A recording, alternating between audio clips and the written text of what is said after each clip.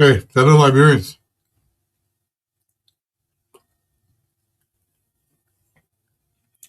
how are you doing? How are you doing this afternoon? We're here again. Another beautiful day to talk Liberia. I want to welcome you guys, wherever you are coming in from. It is approximately 4 p.m. here on the east coast of the United States. My name is Ansu Dwalu, and I will be broadcasting live here today from the great state of Massachusetts. I know it's approximately 4 p.m., roughly 4 p.m. in Liberia. I want to welcome you guys that are coming in from Liberia and especially welcome the radio stations for continuing to relay the show. I want to welcome you guys. Thank you for joining the conversation and thank you for being around as we continue to expand on the issue of Liberia. I want to welcome all you guys, man. Yo, thank you for popping in here. Thank you for coming in and let's talk Liberia. You're welcome. You're welcome.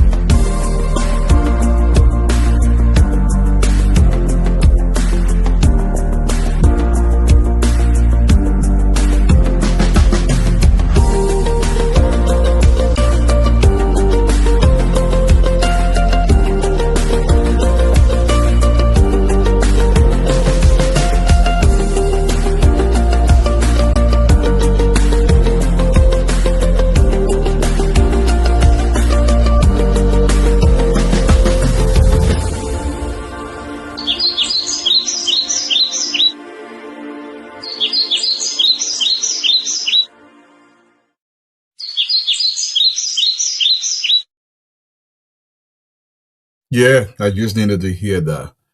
The pepper birds of the rainforest of Liberia, every time they're chirping, it gives you that nostalgic feeling of home. Beautiful Liberia. That was Liberia, people. That was home. Let's continue to embrace home. You're welcome to the show from across the country, man. I want to guys say thank you. It's Silly Boys, Timber. Welcome to the show. I don't think it has an S down there. Nabama, welcome. Daniel Sando, my Mr. Sando, what going on with you? Out of Minnesota, Clara Riggs, how you doing, wifey? Clara, what's going on with you, mama? Kamani Fondua is watching from Great Falls, Virginia. Welcome to the show. How are you doing? Moses Kube, out of Grand Rapids, Michigan. Welcome to the show. Vaba Salifu, how are Evelyn Golakai? Madam Golakai is always here. My brother Dwana S. Dwana. Yasa Kennedy out of Houston, Texas. Thank you for popping in here, man. A lot is going on back home. We're just going to chill today. I'm kind of happy, not a lot happening in the country today. This is how it should be. The focus should be on development continuously, except the presidential retreat. The president is putting his metal to the pedal, or the pedal to the metal, rather, to make sure we ramp up development in our country. We want to say congratulations to the president and his cabinet for focusing on the issue of Liberia. You're welcome to the show, man, as we continue to talk Liberia. I'll listen to the president some more because a little reminder when he gave the speech on the issue of drugs in our country and the position he's going to take going forward. And let me be clear and absolute. To those who seek to bring illegal drugs into Liberia to destroy the lives of our young people, let them hear me today. To those who believe Liberia can be used as a transit point for international narcotic trafficking, let them hear me as well. To those who believe that their positions, influence, wealth, or authority places them beyond the reach of justice, clean your ears and hear me today, well and be warned. We will identify you. We will pursue you. We will find you. And we will deal with you in accordance with the rule of law.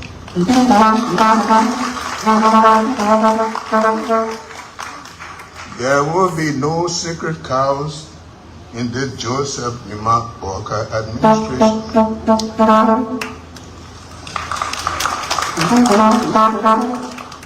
No one who engages in criminal activity will be permitted to hide behind poverty, public office, political influence, business interests, and their family connections or any other position of authority.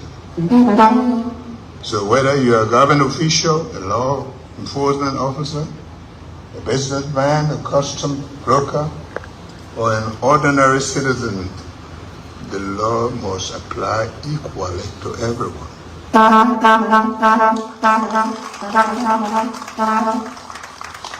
This is the life. And even today, the president ramped up his approach for the drug removal in the country. He has instructed the security personnel of our country to ramp up their approach to removing drugs from out of Liberia. No host bar. Hey, Clara, make sure you're safe out there in Ghana. Enjoy yourself. Dukes, Rappler, welcome to the show, man. Benita Doju, how are you doing? Thank you for joining us. KW Cole is out of Adelaide, Texas. Welcome to the show. Augustus, C.H. Naplika. Mr. Naplika, how are you doing, man? Welcome to the show. Mombe B. Nameless Smith, where are you watching from? That went by very fast. Benuska Dolly, we are getting plenty here now. We are approaching close to 400. So every time it starts to increase. Yeah, Louis Yasia is here. Rose Horace, thank you very much. We Seon Jalatier is watching out of Picnices. I love that name so much.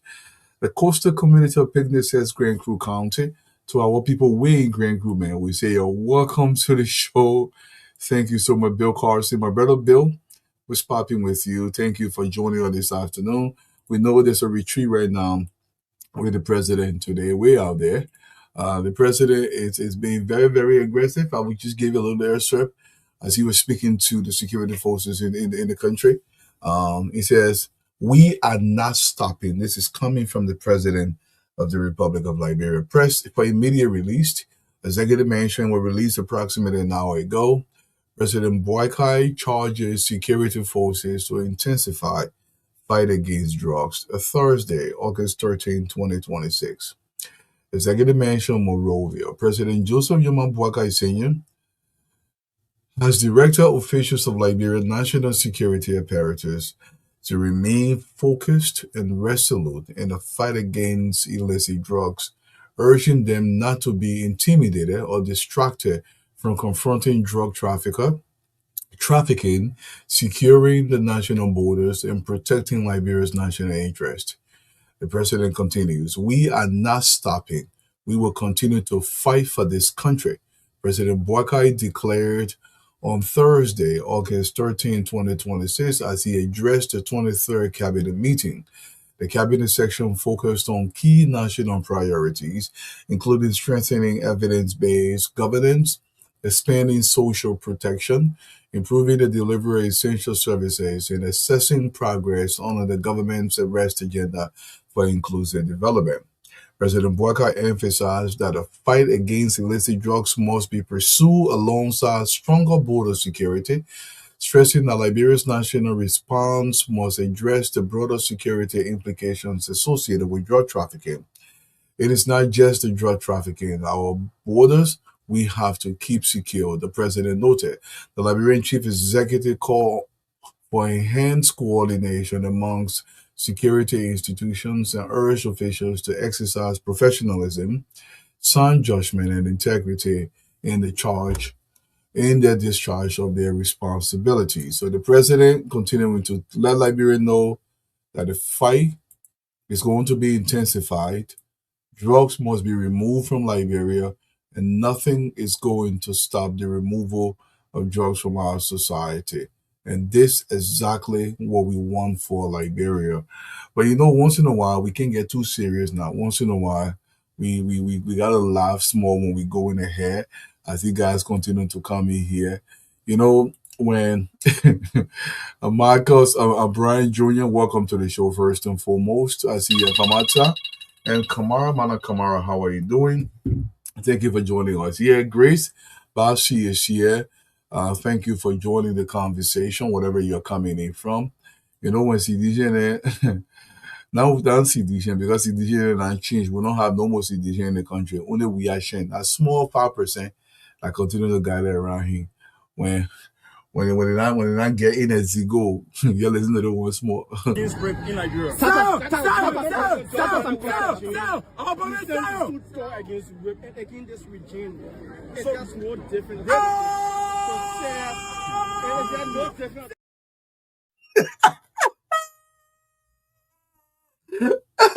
Yes, sorry, we got a last month. So yes, sorry. Man confused the interviewer and the interviewee at the same time. No more sound coming to power. I don't care what anybody said. Vera Orange, if Vera missed your call earlier today, send me a second. How are you doing, Patrick Oka? Welcome to the conversation. Like, some people in there. But you know, they put out there from a key year. So, you know, they didn't release Prophet Key. You know, they said they publishing three daylights across Liberia, first and foremost. So Prophet Key spokesman, well, you know, he'll let us know. Let us listen to Prophet Key spokesman as well. According to the ruling of the Supreme Court, also state that you have to get widely circulated newspapers. Widely circulated newspapers in this country are not carrying, they are not reported daily. That is, some of them take Monday, Wednesday, and Friday. So, based on the advice from our council, before engaging, he said that we should go to a laboratory investigator who reach out to these people. They carry the news Monday, Wednesday, and Friday. Later on, the council said no. The Supreme Court said that they will not be only one news platform. It should be TV news. So all my Prophet Key fans out there, you're rest assured, eventually the prophet will get let out, but he has to follow certain rules. Let's listen to our South man's mom. I think the minute I get shot. That would have been able to let out. I've been very Lee out of power. One time, he chat all that, bro. Let's listen to our man saying South small move. Script in Nigeria. Food store against this regime. It's just no different. It's no different.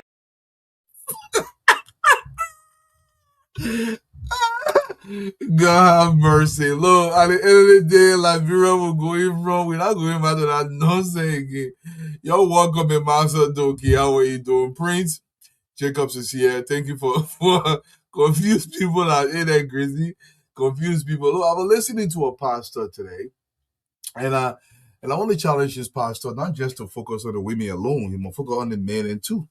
Because we the men and in fact, let's listen to the pastor first before I address what he said. Let listen. Anybody can get married, man. 15, 12, 10, 15, 17. You never heard. Look at the girl, the pork kill. Look at the girl, the pork kill a few days. 18 years old girl. And her mother sitting down there. Let me see the mother sitting there. Let me see your hand. Put your hand up as a mother. Now you are talking and you want to put your hand up. 18 years old girl went to go lay with me. And the mother see her going and sleep in the night. 2-3 days, then she come home. Then you go back and not supporting the gentleman for killing her. That's not what I'm saying. But why in the world you left your 18 years old child to go and get? And many of you mothers are like that. I'm going to say this. Where is the father that will allow his 18-year-old daughter to go live with me? Your man in Liberia, the biggest responsibility is actually on the father. When that girl turned 18, 17, 18, your man even ill her too much anymore said that the past supposed to be there. But everything will put the blame on the mother. Yeah, the mothers have responsibilities as well. But we got mothers in the country that will literally give the daughters out to so-called B men. I hate to share this story, but when I was in Liberia, I hate to take my car in town or bring it back empty. I always pick up people. And sometimes you pick up these mothers. I will always talk to the older women and women with babies when they're standing in the sun. I will make sure I pick them up. And I picked up the old man one time. I dropped her up all the way and realized she was going towards Douala. I wasn't going towards Douala. So I gave her some money. I said, hey, mom, pay your way going outside. He said, oh, my brother, I got $30. If you want, you can pick one from inside. This is what we do in the country. And no, I never paid for inside. I don't hear nobody more. This is what we do in the country. We take our daughters and we think that in our daughter there, our eating pain is supposed to be. We don't give the girls chance to grow and select their own husbands. We don't groom a society where they can be able to excel. I eat from my daughter, you. You're not supposed to eat from your daughter like that. We take them. We put them out there. I understand there are hardship in the country, but they're not your child. When they're not woman here, they're not men here, they're the ones supposed to be feeding you. You got to prepare yourself your entire life to be able to feed yourselves. Your children are not responsible to feed you.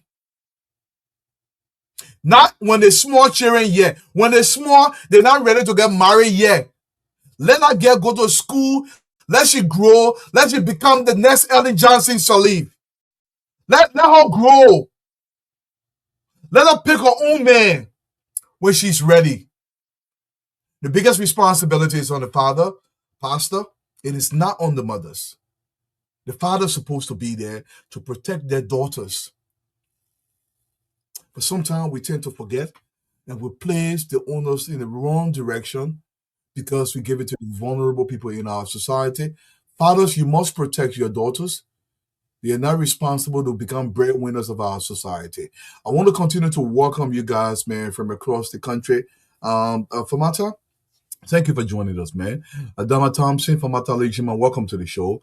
How are you doing? Lua Carter, thank you so much for joining. Israel Jackson, Mr. Jackson from Toledo, Ohio, thank you. Marie Johnson, hi Marie, what's going on with you, man? From Hampton, Georgia, what's going on in Georgia? I know, right, Matthias Nani, we don't want that, but you got my point. What I'm trying to make. Now we don't want that kind of Ellen Johnson. I agree. That one, I concede that point. Jerry Walker, welcome to the show. Ricky Young, how are you doing? Let me see. We got other great Liberia. Be the next Swakoko. Be the next Olobenki King Akirelli. You can be the next, what you call it, the Chief Justice, former Chief Justice. So many great women that you can emulate across our country. Well, I got your point, Marcia, and I know exactly what you're talking about. Let's listen to this formal sedition here because it is important sometimes these messages come to Liberians.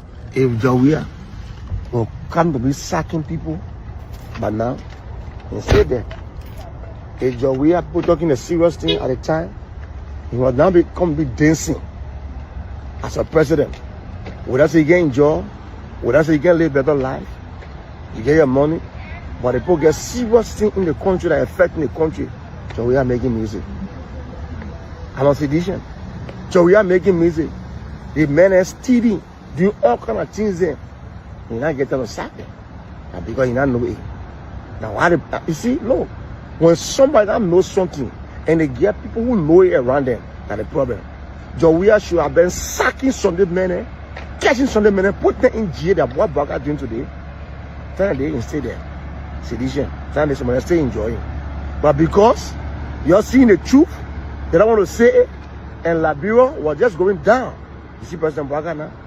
Sacking people, appointing people, bringing people on board. How you gonna be? The government rests on the shoulder of the church. We must speak the truth. Liberia, that's all we have. Go to our border, no good security, nothing. Una Morovia. How senior officer will be caught in just issue. Yeah, see this is that? I think I'm gonna go on this dream with our border. You don't do government, my friend. You don't do government because you let the person. When you see the wrong, you're sacked. So Jawia, you on the bench. Look at Baga. Baga doing role. Baga facing places. Look at Baga. Without saying that, you do something. But the people around you, that the people mess things up in that country. The people who are around you, majority of them were wicked, were greedy. You did your best. President Baga, you see the people that kind around you. They tell them go use that woman. No, the woman can see. What the woman can do them one? The woman can do them one today. You can hear Baga sleeping. Today, you can see Baga, he's talking to Baga. And why you see today some men on the touch of the vest. Because they thought that they will use President Baga. But surpassing for them, and they're using them. So share the video and make a comment. People won't use you because they are helping you. Think in this life, try to get sense. That the reason I see citizens today, they protesting, they do all kinds of things. Because when Joey were there, their opportunity were in their hand. They were using wisely. So men they reaching themselves, lying to the president. But Baga, that's selling man. You get selling background. You get out of hearing, but you're not hearing. By the end, you can implement it 24 hours. What happens 24 hours? They sack somebody. Thank you. Now, I want to see. I want to see as a Liberian. So thank you. Yes, you don't do government friendship way. And the president has continuously exhibited responsible leadership. Say what you will about President Bwaka, but you can see that he is very action-oriented. The Bible understands governance. You are supposed to produce. He continues to remind his people. They're having these retreats continuously for reassessment. When I tell you there is no other sedition out there, people think I'm joking. There is no more sedition. Only small reaction. In fact, they're probably down to 2%. Only that small reaction. Because most of our brothers, their eyeball have cleared. They're seeing what the country is. The only thing I only ask for Liberia is to put your country before any political party, any individual. And once Liberians start doing that more and more, which they are doing, they're saying, oh, someone will get my email. I mean, I truly was saying, I said, all I want to see, open your eye towards your country. The country is not about President Bwakai. It is not about former president. It's about continuity and what our children are going to inherit. And whoever comes to power, that person has to deliver to the Liberian people. Exactly what President Bwaka is doing. Nobody said there are not obstacles in the way, or there are not issues that the president is supposed to address, or this or that. But if you understand what the president is doing, you see he's very calculative about what he does. He's very intentional. He has a vision, he has a roadmap, and he's found solutions to how to achieve those roadmap. Wherever the solution is not working, he called for another retreat. They retweak his solutions and they recalibrate that solution to make sure they attain the desired result. This is leadership. But what did we do with it last time? Jaja, muya muya, jaja. And I also want to say this to Liberian people. There was still a little bit of here and there, the police making an announcement, mob justice. We've spoken about it continuously. When somebody does something, call the police. Let's listen to the police more before we start the show. Fellow Liberians, I am Inspector Jamatu A. McFall. The Liberian National Police is committed to protecting lives, maintaining public order, and ensuring that everyone is treated according to the law. If you witness a crime, report it. If you see a crowd becoming violent, move away and alert the police. To not become part of the violence. Fellow citizens, let us protect one another. Say no. Do not become part of the violence.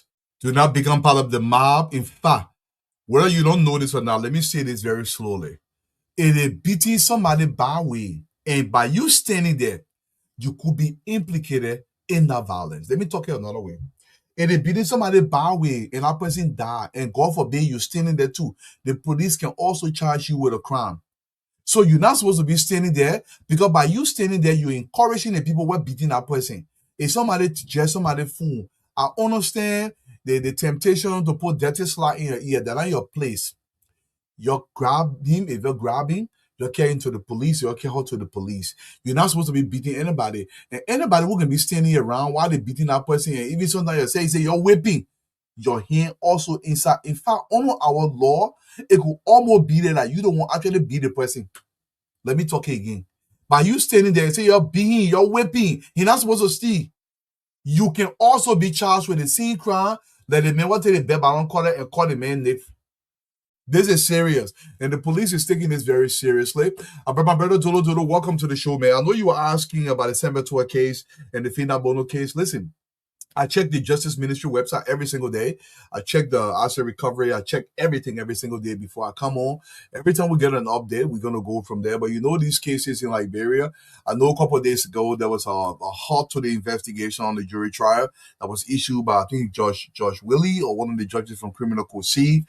It was a temporary halt due to something else. I'm actually want to get that so we can go through as well. But no serious update has come up from the Twer case or the Afina Bono case, but those cases are still in court. I just want to make that very clear. I want to continue to welcome you guys from across the country, man. Y'all, thank you plenty for coming in here. But before we go, yeah, what man says, Sal Smomo. Sal, when you don't get high on the CDC, in Nigeria. Sal, against this regime. It's just no different. It's just no different. Now, minute. Only two CDC, only two we actually remaining now. Right now, going forward, only Liberian citizens who are going to go forward with. Ministry of Education just dropped a new listing of prices for graduation this year 2026. They are saying don't allow any school to overcharge you. This is going for both public school and that of private schools. So as you can see the list up here, these are the prices for graduation based on the classes your child is in. Now another thing is they left on number or phone number. They are saying the prices what they give in, no school is allowed to cross these prices. And if your school or school that your child, that is absolutely right. So check out the listing. There is the number to call as well. You cannot. There is a thing in Liberia. They call it last chopping. All the schools in the country, as soon as somebody ready to graduate, they put big charge you and say you pay that fee, you can get your gun. You pay that fee, you can get your diploma. They got teachers in the country, all they can want sleep with they get in. Also now before they even get in the diploma. Nobody want to say that loud, that straight toy I'm talking about. You must stop that. There is a fee standard, whether that private school or that public school. The Ministry of Education has issued a fee standard for graduation. You're not going outside that graduating fee. The total.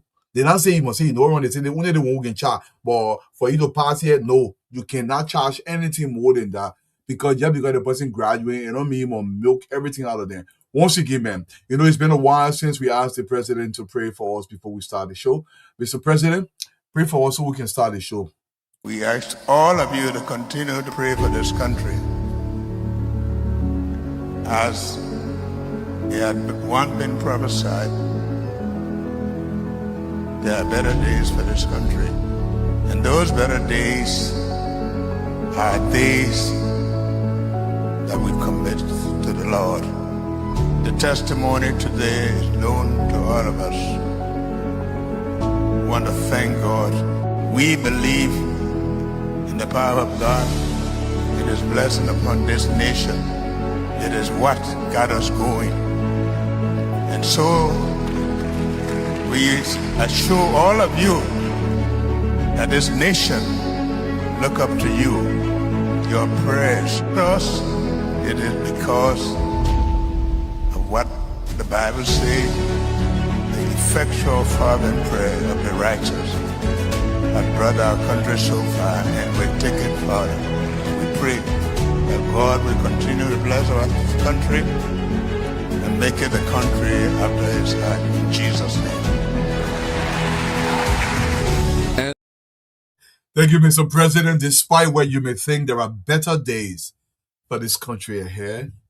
And we are a privileged generation to be alive in this time, in this moment, to witness the unfolding and the betterment of Liberia. What an honor.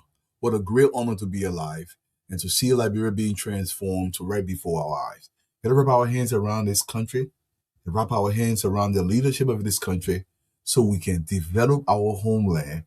And so people can run us away from the country. Say, y'all get it for you, y'all go home. We can go home and sit down in Grand Cayman County and know that we are home. You're welcome to the show, y'all.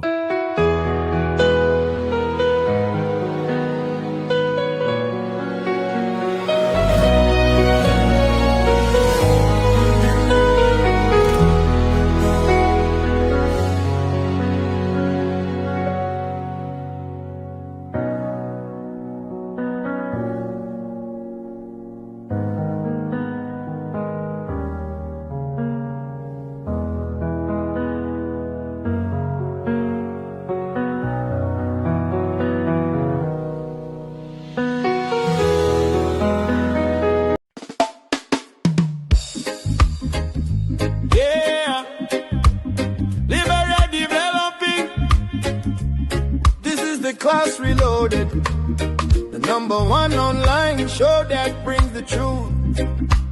Showcasing J&B and JKK progress all across the country. The class reloaded, we are online every day. Showcasing progress the Liberian way. Well, JMB and JKK, they're making the way. The class reloaded, we're shining today. Oh. From Monrovia City to the other counties, development talk shake the country. We talk the truth, we don't lie.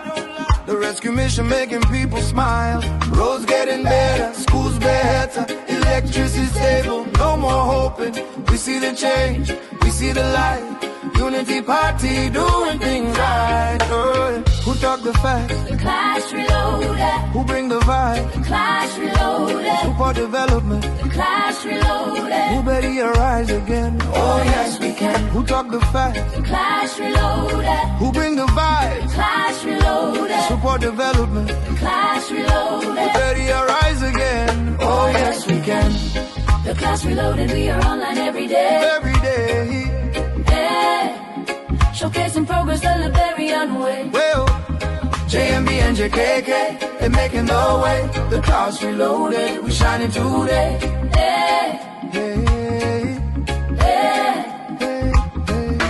Turn up the sound, let the people dance. Liberia progress, we get the chance. No fake news, we bring the proof. The class reloaded, always in the booth. From social media to the street corner, everybody talking about the new order. Respect to the hosts, they keeping it real. Liberia future, that's the deal. The class reloaded, Truth, Liberia rising, progress. JMB and JKK, Develop. the rescue mission, we move soon. The class reloaded. True, Liberia rising. progress. JMB and JKK. Develop, the rescue mission, we move soon.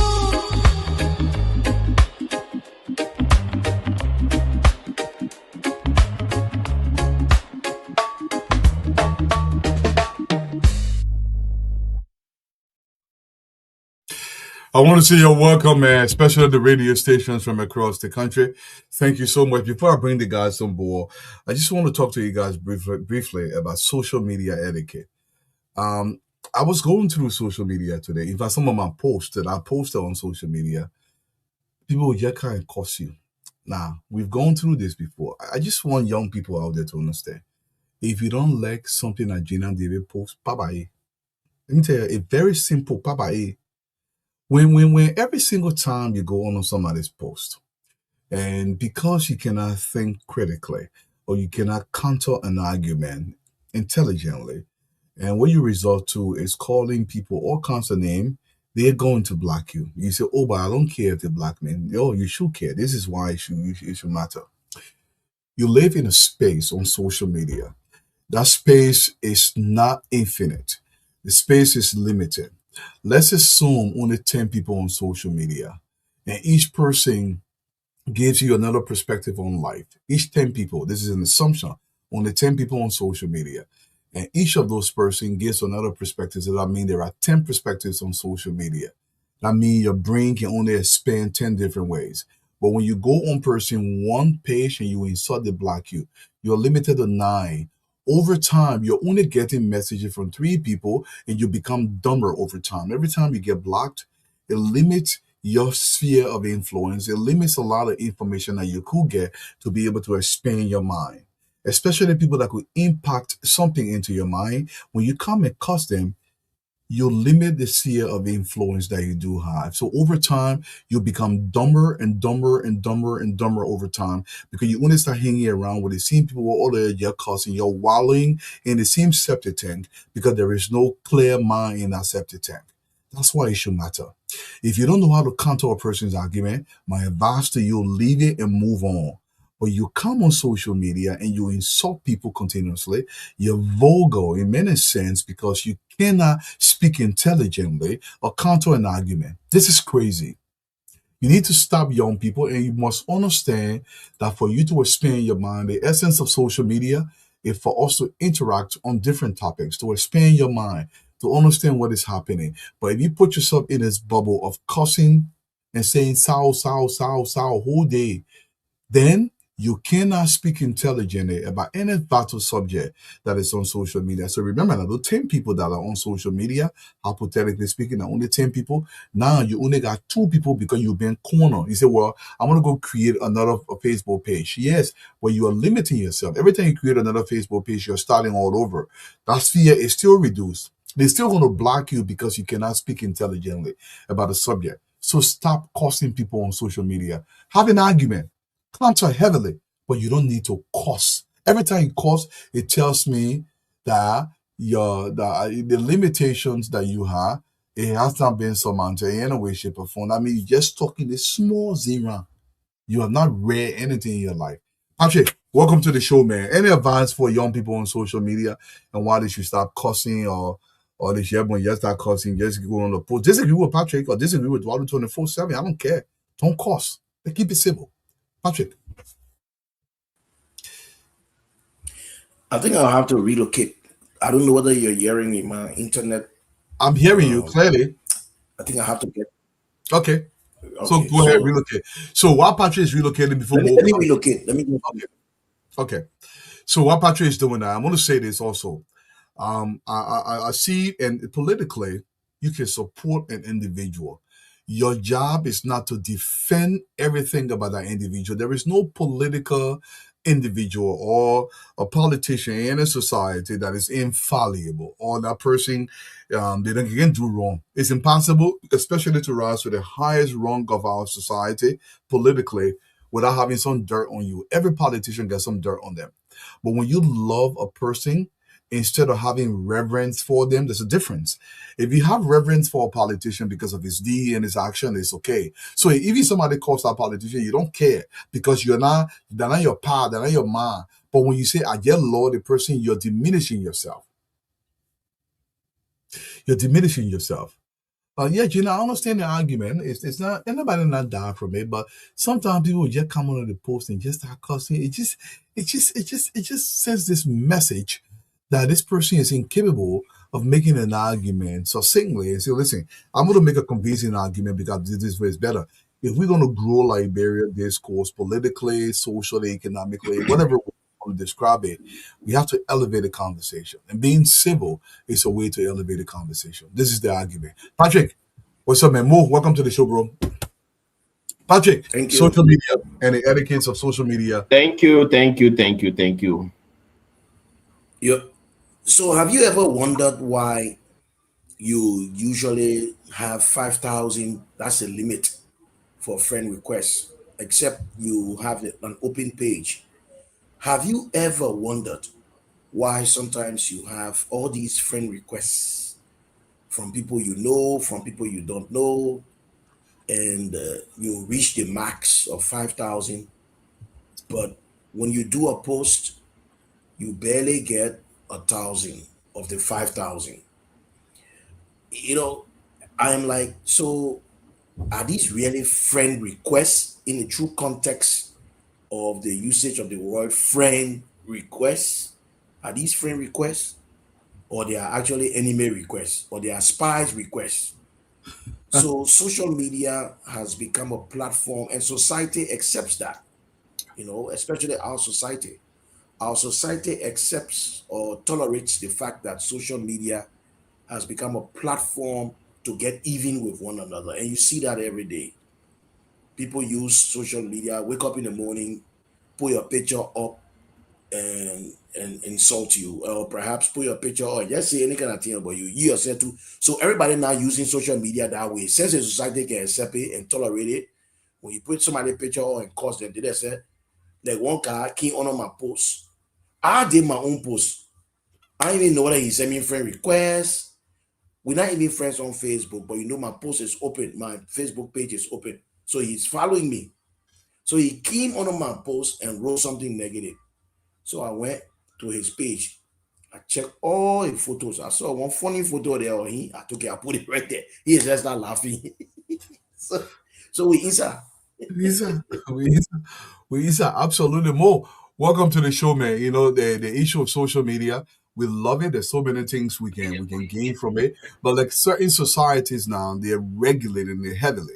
Now, I don't recommend us regulating social media heavily in our society, but there must be some decorum social media where you have to kind of say just start cussing wow way. Councilor Man, welcome to the show. Mo, let's hear from you, man. Anything? What's going on with you? Social media, etiquette, etc. Ah, so so You today mind I'll you be the multitasking a little pause. bit because I am in one meeting for the watch Okay, sector, and I okay. am also here, so I'll be multitasking. Yeah. Um, yeah, social media. Like Patrick was saying, not everybody who sent you friend requests or follow you is sorry, 1 minute. Let me do what these guys more. Not everybody who send you friend request or follow you is your friend or the keen to follow you for. Sometimes I take my time to go through. Oh, Patrick, go ahead. Yeah, man, go ahead. None of your business. Focus on the thing you're Yeah, talking here. yeah, Patrick, looking at responsible man. Look at your book.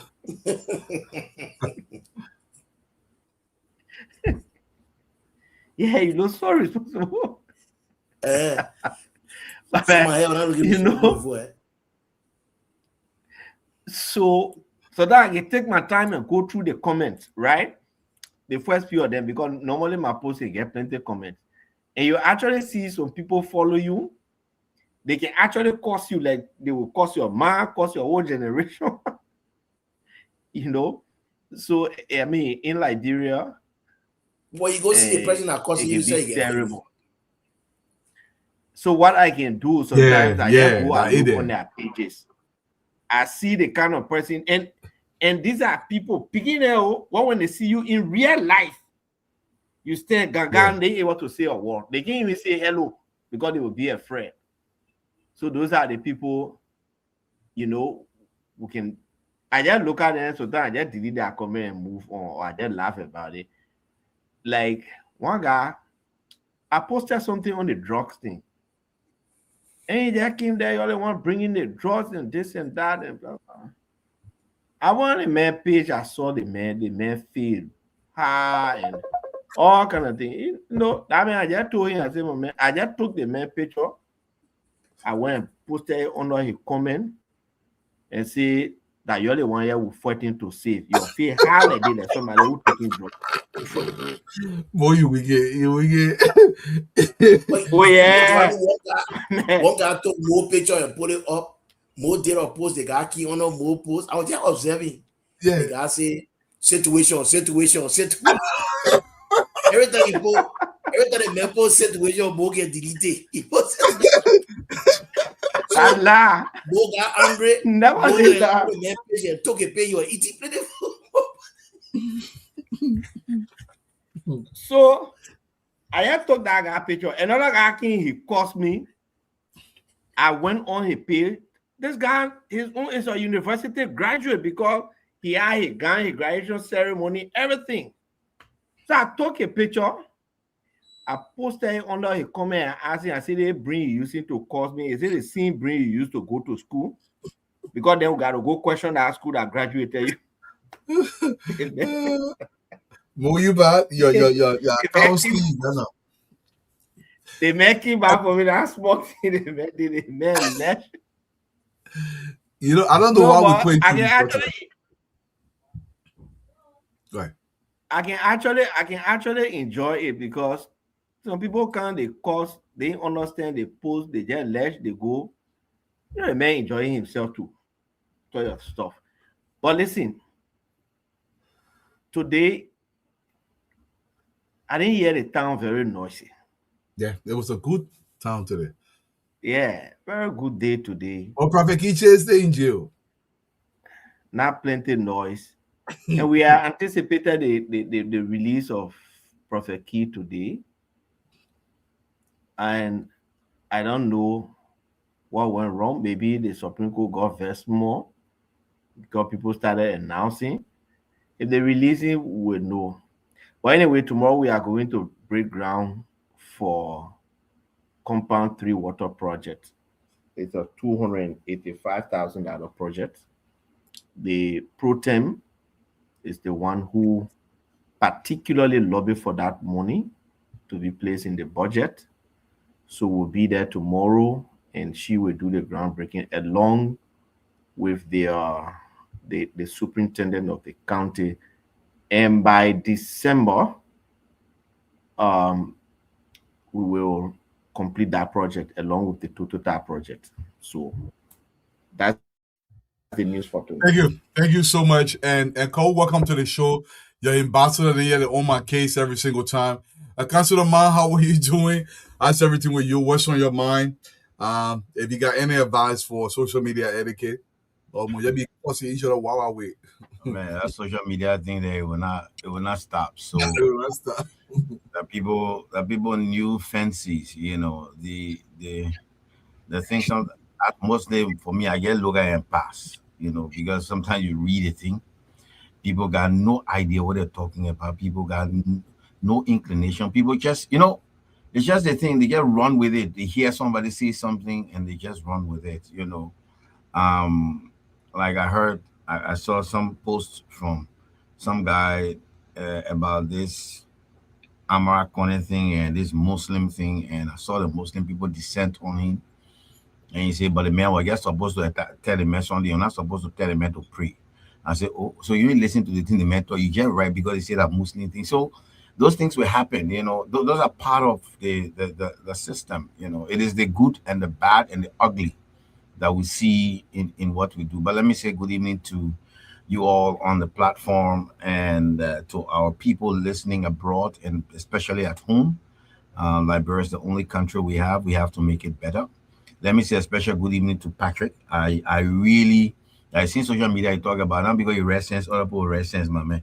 But I appreciate the 10 things that you wrote about the aging president. I just want my own t-shirt. I decided I will be closing with one every day. So I will close with number one at the closing today. But I think that is sound, that I keep those, and it makes so much sense. But Dalu, let me just open quickly with first again, my heart goes out to the family of the news that came in of the tragedy that happened in the judiciary today, the courts, of one of the jurors sitting on a case who fell off, and it was reported that he was DOA at the JFK when he was eventually carried there. I think it's unfortunate, but God knows best. We pray for the family. And then what amazes me now is Senator Koga. The politician, I don't know who can advise them. You belong to people party. The people sorry for you. They bring you in the party. Because of your relations with the late Senator Prince Johnson, they gave you the party leadership, put you the elder of the party, gave you the hat. The same people who carry you up on their shoulder, you decide to stand on their shoulder and defecate on them. And you decide to walk and step all over them. Now they get vexed, they tell you, say, okay, let's investigate this man. Then you carry them to court. So I wonder, if you carry them to court, would that keep you in the party? I thought you would come to your senses and go to your partisans and say, look, maybe I may have transgressed. I won't use Daniel Sando thing to say, go pray for forgiveness to your partisans. But because this time we asked people to go pray for forgiveness, that's a serious problem. But I thought you were going to go to the party executives, come and say, look, maybe I may have crossed the line because we belong to the party. But that's a political institution. So you go prohibition to the court. If the court sustains it, the action, or they don't sustain the action, and you say, okay, because you say, oh, why the people form the committee, the men who part of the complaint that the men form the committee. So the party say, well, you're elected that we want him in our party. What would you do? You force yourself there? The court can force you into the party of the MDR. And now that the thing now you look at it, you can't be hanging on the street because you just open your mouth. And the guy, he talks so recklessly. I don't know what was going to his head. What Senator Koga thought he was going. You understand? So if you think that the people party are not the party is not good enough, leave from there now. Go to the other party that you believe can make you the vice president or the president self, and then stay there and make money. But I can assure you that MDR we kick him out. So you can go to Supreme Court, you go everywhere, MDR will kick him out. And then we'll see where he will carry all the big mouth in our country. You know, they just sit there and just talk loosely. And now that the party wants to deal with it, they take them to Supreme Court. And then we'll see what will come out of that. You know, maybe later on, Dwalu, you were talking about some of the outcome of the cases, but we'll talk about later on. But let me just stop right here and say it's good to be here today on this lovely Thursday. Hey, Carl, welcome to the show. What's on your mind? What's popping with you? Aber, welcome to the show. You and Abraham. Carl. Thank you. On mute, Carl. I think you're still muted. Okay. She's going to go come back in the meantime. Abraham, welcome to the show. What's going on with you? Amo, there's a whole thing going on behind the scene with Fanny Sabu. She said you block her. She didn't know why you block her. So the people then rioting in the thread. So I just want to let you know that. Abraham, your take. Daughter, there's nothing much for me to be able to talk about today. Let me say good evening to all of the panelists, including our followers and our viewers. And I will encourage all of you guys to be able to share this show because the discussion tonight is going to be heated. But daughter, I just wanted to say thank you to Mo, for the levels of work that this brother continue to do in our country. This brother is not just carrying water to the capacity, the man is carrying water all around the country. So there's a need that we should be able to flag that. There's a need that a man should be given the flowers once he is alive. So that Mo Ali have been doing extremely well here in the entire team. And to be able to carry water to our people doorstep. I mean, when I saw that clip in Babulu, and there's a need that I will have asked more for him to be able to do some of that clip when he go to each county for them to be able to give water.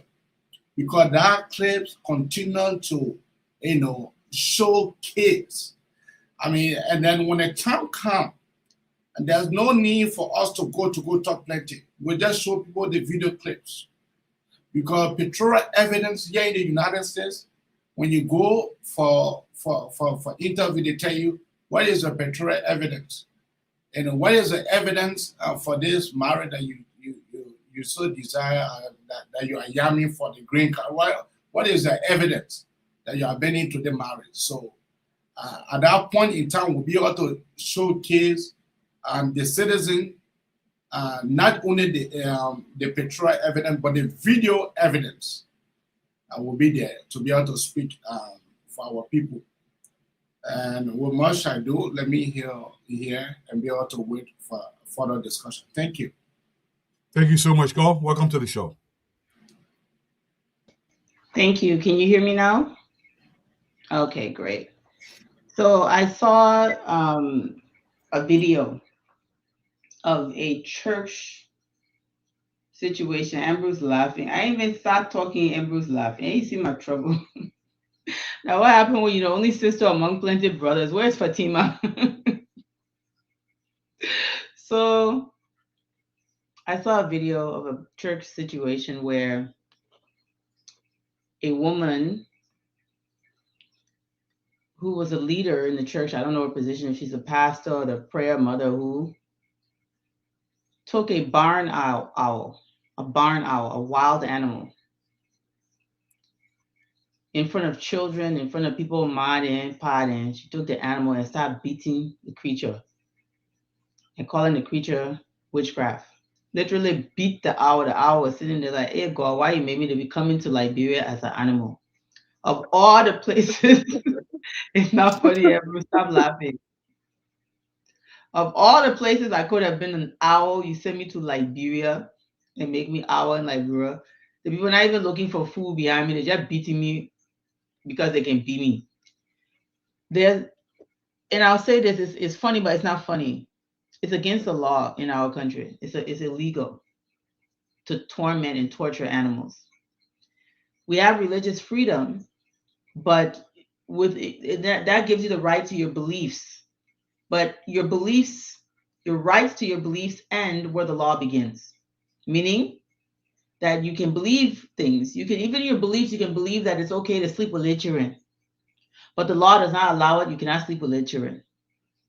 If your religious beliefs tell you that you can torment wildlife, you can just take animals and beat them and torment them, even if your religious beliefs say that, it doesn't mean that you can actually do that in a society with laws and civil and criminal laws. You can't just do anything you want to do because you say that it's your religious belief. Otherwise, none of us will be safe. One day they will say the religious belief is women that wear head ties should be stoned to death, and then I will get stoned to death. And they'll say, but at a person's religious belief. In Nigeria, I've seen numerous accounts of children being tormented because they've been accused of being witches. Coco, before you go forward, can we play the video with the woman beating the owl? Yes, please. I sent you the video in the chat room. I don't know if you got it. You can't fly all around here to weaken the people. So then you die. Who sent you? Anybody that sent you, tell them. You're playing fail. You're playing fail. You're playing fail. You are failed. The boss say he came in the church the other time. The boss slept here. I went other time. The boss said, mother, I never see bread at all. Bigger than anyone. The boss said, hold his rose. He wanted the thing was busting the glass. I see the people want to first on your shoulder, married there. I figure I say, why you want to die for you. Don't they never marry? And then I tell you, you're playing fair. You're playing fair. You witchcraft. So, I had people saying, the thing is so irritating because psychologists know this. If you can do this to animals, you can do this to human beings. If you can do this to animals, the next step now is children. People who torture dogs, they torture children. There's a slippery slope. Ignorant leaders are a danger to their community. And we have to be very careful. This is animal cruelty. This is not protected religious practice. First of all, barn owls are natural to Liberia's environment. Just to show you how incredibly ignorant our society has become, we don't even know the creatures that are natural around us. Everything looks strange. Maybe because y'all don't go in the forest again, all of y'all sitting now pile up in Monrovia, I don't know the animals that we grew up seeing. I didn't even grow up in Liberia. I used to go on Liberia for vacation, and I know that those owls are common. A lot of these beliefs came with missionaries because the concept that owls are evil is a European folklore. So a lot of white missionaries brought their belief systems 1940s and 50s in Liberia. We just believe that African culture to hate owls. No, it's not. Our people knew that those birds were just natural. We didn't attribute anything to it. But when the people came with their cultural beliefs and introduced their cultural beliefs with Christianity, we adopted the concept that owls are demonic. We don't even know that. And if you don't know that, I don't think you're qualified to lead people on this level. Then you standing in front of children and beating and tormenting and tying an animal, calling that, did God not make the animal? That a witchcraft, they're able to create animal, and the God ain't make the animal. They're not God creature. That one, to respect the fact that God created animals, and even if you're killing an animal to eat it, you shouldn't torture it. So you're just torturing an animal so that you can get offerings from the congregation. What is the purpose of that? I'm so outraged, and I think Liberians, we have to start drawing lines. What exactly, Ricky? Owls control rodents. They're part of the natural environment. Don't get people out here killing things that help balance the ecosystem. The reason we don't have a lot of owls in Monrovia is because we're cutting down a lot of trees, and there's not a lot of habitat. So probably in the ceiling, between the zinc and the ceiling of the church, the thing tried to find a place to go lay its eggs because they're struggling to survive in the city. And what do? They grab it and tie it and accuse it of witchcraft. Can you imagine? And it's not funny. They did the same thing to an old lady. They beat her and she ended up dying in the hospital because of this so-called religious belief. Oh, the woman that wished she fell from the sky. Let be her. Somebody's grandmother that had a psychological disability or a mental disability, then you beat the woman, a human being. So this is this violence in the name of superstition and all kinds of beliefs. We have to do better. We have to. Liberian people. And then don't pass this kind of behavior on to our children. All the countries around the world that are rich and prosperous, owls are flying around there. Nobody dropping dead. The only Liberia where the owls are tormenting people. We do have Bendu Johnson. We have animal rights in Liberia. There are laws against what this woman did. It's actually a misdemeanor. I don't know. Maybe Ambrose can tell me if people can go to jail for misdemeanor, but somebody needs to tell her what she did is illegal. So we do have animal rights in Liberia. We're not barbers. Liberia is not some barbaric place. We have animal rights, but we also have ignorant people. And this is what this issue is not about the country. It's about the ignorant citizens that don't know the laws. And that's the problem. We like to blame everything on Liberia, like Liberia just a place that doesn't have laws, but we have laws. Thank you. Thank you so much. Can I just make a comment about this a bit? Yeah, please? welcome, honorable number. Go ahead before I go to Blair. Go ahead, Patrick.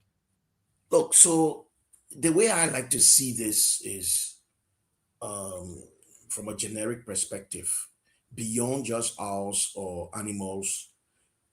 People are very passionate about their beliefs, whether it is cultural belief, whether it's religious, whether it's tribal, or whatever the case is. I've seen Fula people in the morning. You go to their shops, the Fula shop, you see them wasting water, osa, wasting water, osa. So they say, even some women, you go to buy from them, they will ask you get good luck. The first person who will buy from me will tell me whether my business will sell today or not. These things have come down from generations to generation. More than that, crown things up during the civil conflict. Somebody like today, I mean, you've heard countless stories of people being shot with guns, but the bullets cannot penetrate them. So those kind of beliefs sometimes, and whether they can be true or not, I don't know. I haven't seen somebody shooting somebody with a gun. I've heard it during the war. And sometimes the movies, Bendu Sudan. Oh yeah, watch Bendu Sudan. Say Bendu Sudan died or Spirit King. They started moving. So sometimes we're stuck with societal, society has a way of entrenching beliefs, and those beliefs are carried away from one generation to another. I just wanted to chime in there. Yeah, thank you very much. If I go to Blair, I want to say this with the gunpowder. Can I just respond to him really quick? Go ahead, I just want us to make a distinction between people's rights to beliefs and people breaking the law. Your rights end where other people's rights begin. Your rights end where the laws begin, right? So same way the laws protect your right to your beliefs, they also protect wildlife and other human beings. Wasting water in front of your shop is very different from grabbing wildlife and torturing it in front of an audience. Two completely different things. So I hear you, Patrick. I just want to make sure we're on the same page that this is beyond belief. This is now putting violence and breaking the law because of your beliefs. That's a different thing altogether. Thank you. And one of the reasons for this show is to help to educate and have people understand. And Patrick, I'm glad you mentioned the thing about the bullet. One thing they do, I know this personally because we've done it a million times in the military. They take out the gunpowder from the actual cartridge and they put it back in. It will make the sound, but there is no projectile.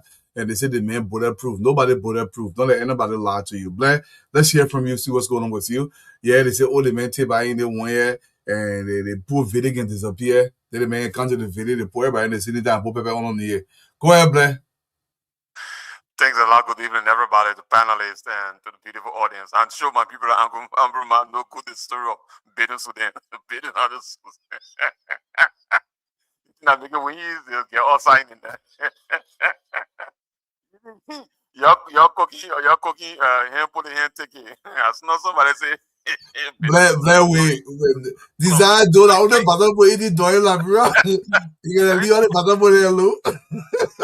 So, there's something that has been, I think every one of us here on the platform, even there are people in the audience that have noticed these things. And I posted about it this evening.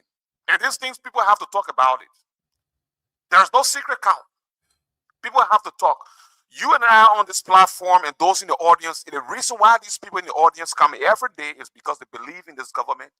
They believe in the president. They believe in people that are working within the government. They believe in the AAID. They believe in the rescue agenda. But I think there are people who are betraying the trust of the president or the office of the president. Every time we sit on the show, or even people in the audience, or on a normal working day, in the day or in the night, every time I have noticed, and we have to talk about it, that every time there's a breaking news, before the office of the president come out with a release, it's already on the Spoon Network or some opposition media.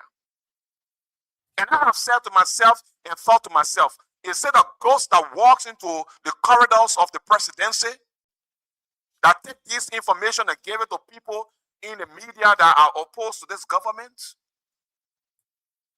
It's about time that, I don't know, Steve Tikwa, what is happening? You are the chief secretary to the president. Mr. Gay, you are the chief protector of the president. You cannot tell me that you have not noticed that there's a leakage within the corridors of the presidency. That's a threat against the life of the president and his family. Anybody can leak information. If people can leak information within the corridors of the presidency, the Ministry of State, or the executive mansion, anybody can leak information on the president's family. But this time, these people cannot tell me they have not noticed these things. And I think I thought about it for quite a while, and I said it's time that somebody talk about it. Because you cannot have, before a press release come out of the president's office, or the president have taken a decision, and just before that decision is spoken to the public, Spoon have broken the news before even a release come out of the secretariat of the Ministry of State or the executive mansion.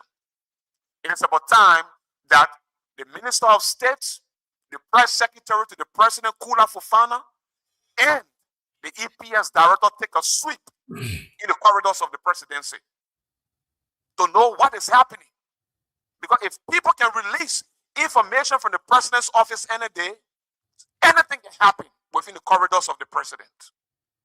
And I think it's about time that we begin that conversation for it to reach the decks of the president. And that's what may have hurt in my ear, Tualu. Thank you so much. Your mic has a little bit of tweaking to be done. It's not too bad. We can work with it, but it'll be much better if you get adjusted. Honorable Namwe, welcome to the show, sir. It's a pleasure to have you on after a long day. You come here again to talk to us. Thank you. What you here to hear, Sabu?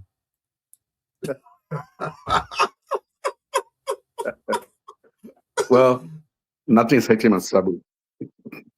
That's why I am here. Well, just to say a hello to all of you, wonderful panelists, and then to also extend greetings to people that honor our voices wherever they are, and to appreciate the fact that they will find time to come to listen to whatever information that we have to share. Today, the president had his 23rd cabinet meeting. I think this is unprecedented, in recent memory, that at his age, and, we all follow the aged president, he is up. Today, it rained so much in Monrovia, but we've seen pictures of him, his vice president, disregarding the rain, and his ministers, members of the cabinet, disregarding the rain to make sure that they will go and do government business. I think that's something that we all can take pride of. At this time, in the not too distant past, convoys were being headed the other way, going in a different direction, while others that are committed to governance will be coming towards Monrovia. We want to continue to say that we're quite impressed with the developments that are taking place, and about the things that you mentioned. I'm very happy that you've been able to come to say it. We were having this same discussion uh, during the president's annual address, where before he even spoke, the speech was in the hands of unauthorized people.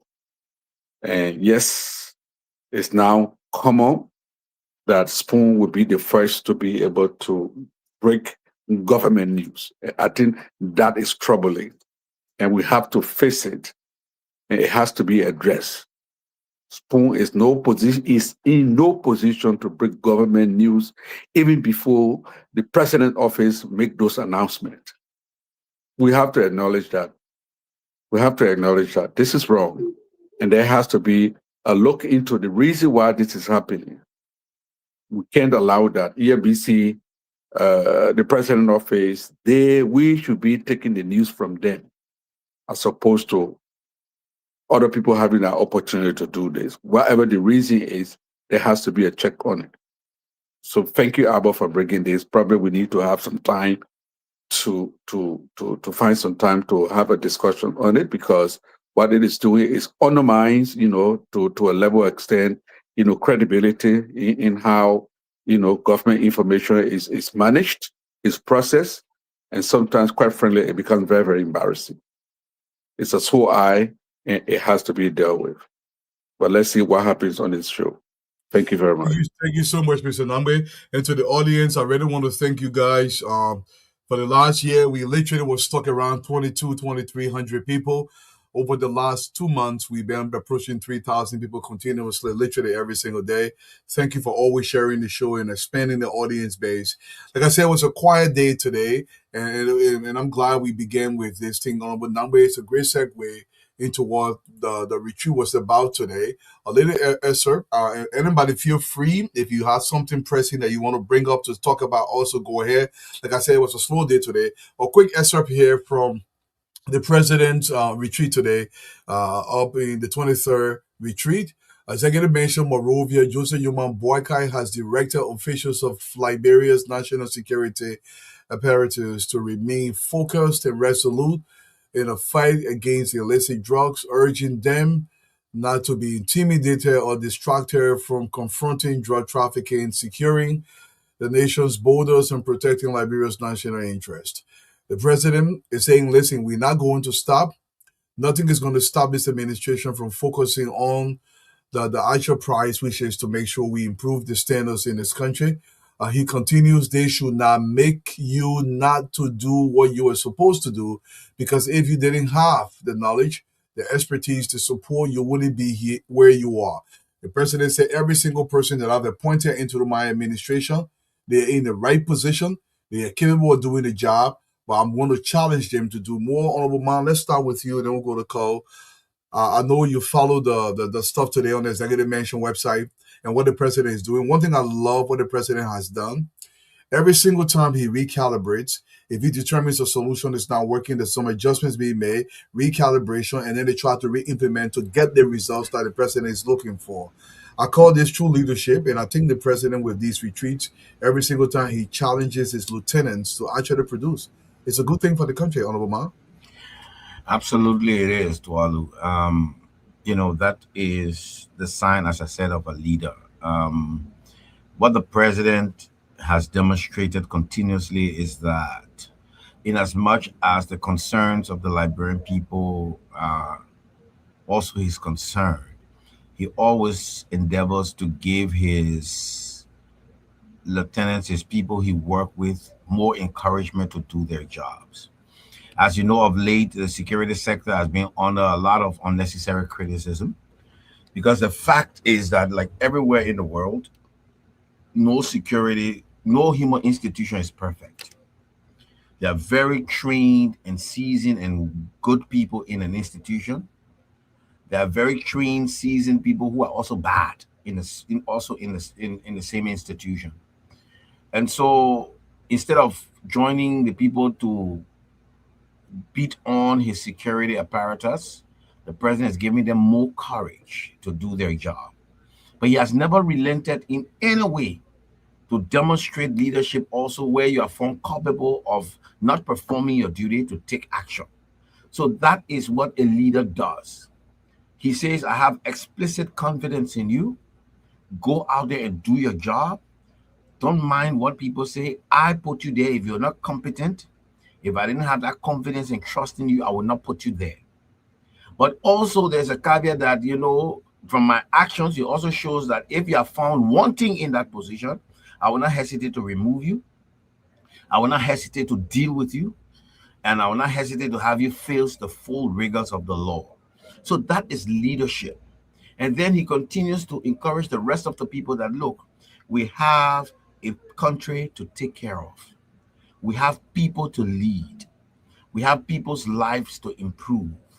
We are not going to be complacent and sitting down with all the talk. We need to act. We need to move things.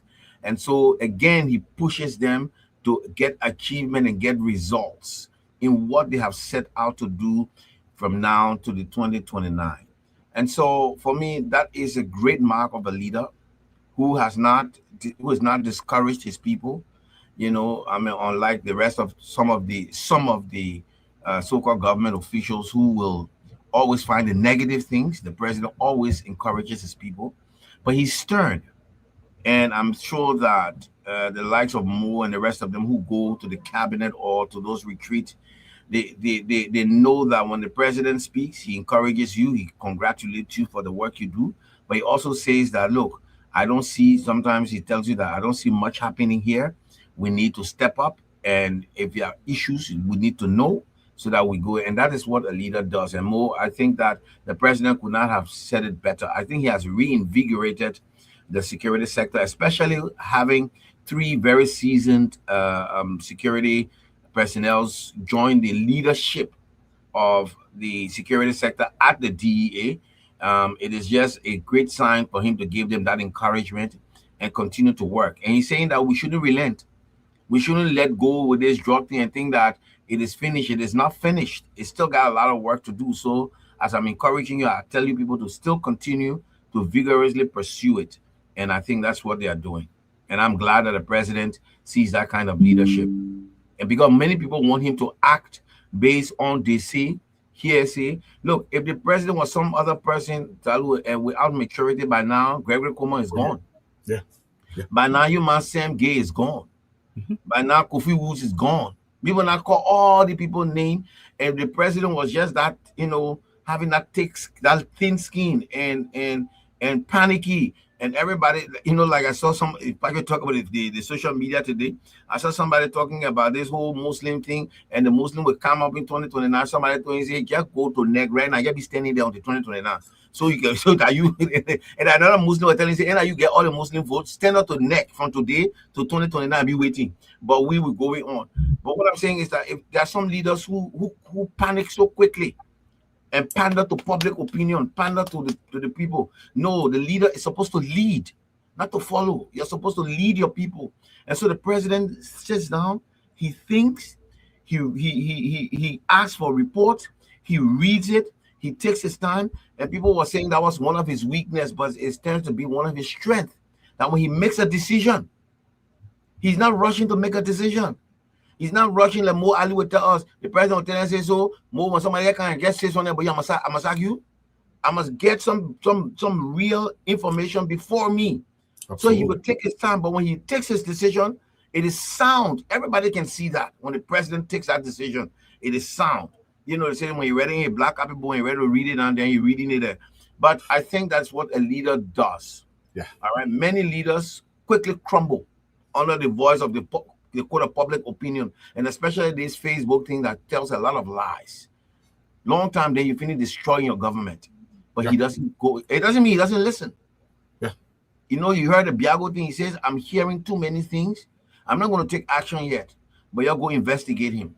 After the investigation came, he said, look, I think the ethical issues, I want to know whether I can take further administrative action. So you look at the ethical issue. Now he brought in the office of the ombudsman and other people to look at that ethical issue. All right. That is what the leader does. And then still encourages his people to pursue what they have to pursue. And I think that's great. Thank you, Councilor Man. Thank you so much. And I believe what you all called a few days ago, you mentioned something. Sometimes, let's say Dwalo is running an agency. It doesn't mean Dwalo has done anything wrong, but if my appearance, if me being there, cause all kind of nyama, they can still let you go. It doesn't mean you have done anything wrong. Honorable Pia, welcome to the show. Call on the screen here. This is the president speaking. The president says he acknowledged the complexities of the drug situation, but rejected any suggestion that Liberia should retreat from its campaign. He noted that the fight against illicit drug is essential, not only to protecting public safety and the future of Liberian young people, but also to safeguarding the country's international reputation. And this is what the president said regarding the drug issue. We are not going to move one step behind. We will confront it, but we got to also realize that we got an image to protect here. Cole, your position on this comment. I love the president, and I love his stance on this drug issue. Beyond my highest level of respect for him as a person, as a leader, I'm so impressed with how he's handling the situation and not sparing the people that he knows. I served in government during the prime of my life. And what I see him doing, I don't know the president that lived in my lifetime that would have done what I see him doing. But what I will say is this. I've been more interested in reading reports on drug cartels through the U.S. State Department and kind of seeing how they've operated, because I know our partners are helping us. And so I just, out of curiosity, because that's what I do, is I research.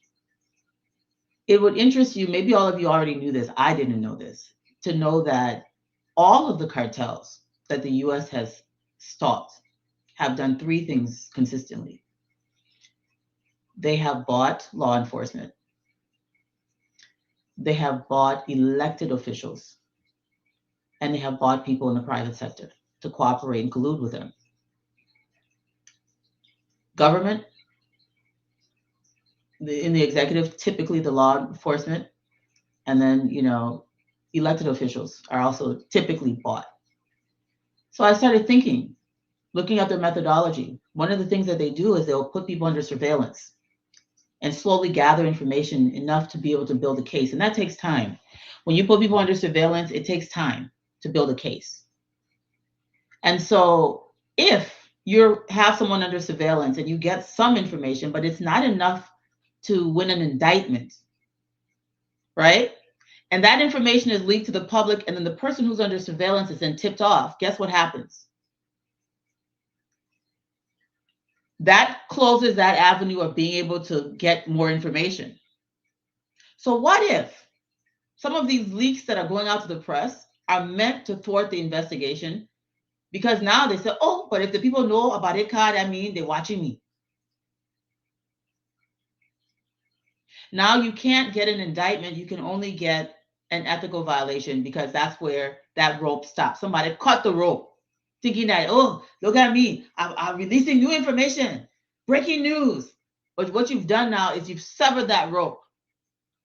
Now the person's aware that they're being, even after being dismissed, the person's aware they're being monitored. They're not going to continue to have conversations with the cartel or do anything that could lead them to someone else. So the battle here is this. There are definitely people that are inside and outside colluding to prevent this thing from really reaching its end. And the fact that the president has not stopped at just a few people, Sorry. And the justice minister, they have not said, okay, we got these people now, let's just focus on them, and then that's it.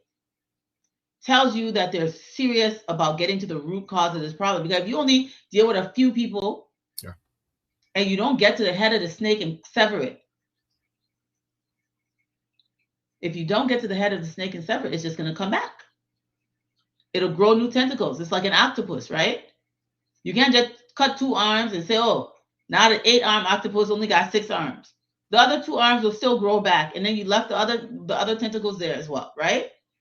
So the bottom line here is these leakages. Now I understand why the government of Liberia is so tight-lipped with information, and why it's important for the cartel to make sure that information gets out to the public, because the more it gets out to the public, the harder it is for the investigators to follow those leads when you prematurely leak things. And it's harder to secure an indictment. And I'm speaking based on other cases I've studied in other parts of the world. It's harder to secure an indictment when there's leaks prematurely, because those leaks then tip people off and they know they're being watched, and then they say, oh, but then it better I give up my job than to go to jail. Right.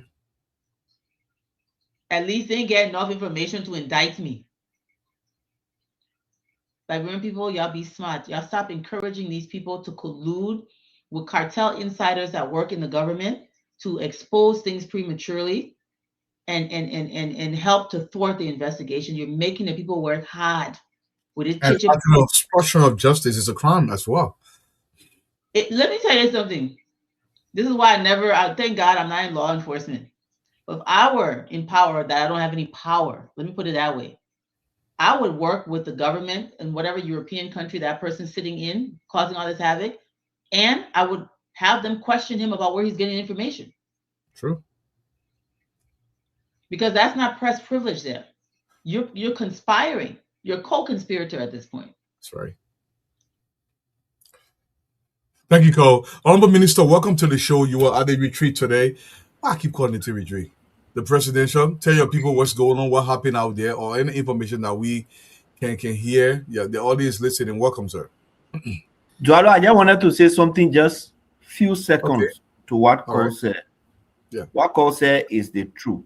We've been told that none of the information people putting out calling breaking news that the security sector does not have. They know it. They have them. They even have the pieces of evidence. But every time they come and announce somebody's name, oh, Mo Ali, there are people who are confessing. By the time you call the person in, they can't say anything again. So, like Cole said, they are actually jeopardizing the organization. And who knows? Yeah. It's possible that the cartel is either directly or indirectly doing that to sabotage the entire investigation. Obviously. Minister Pierre. Yes, thank you.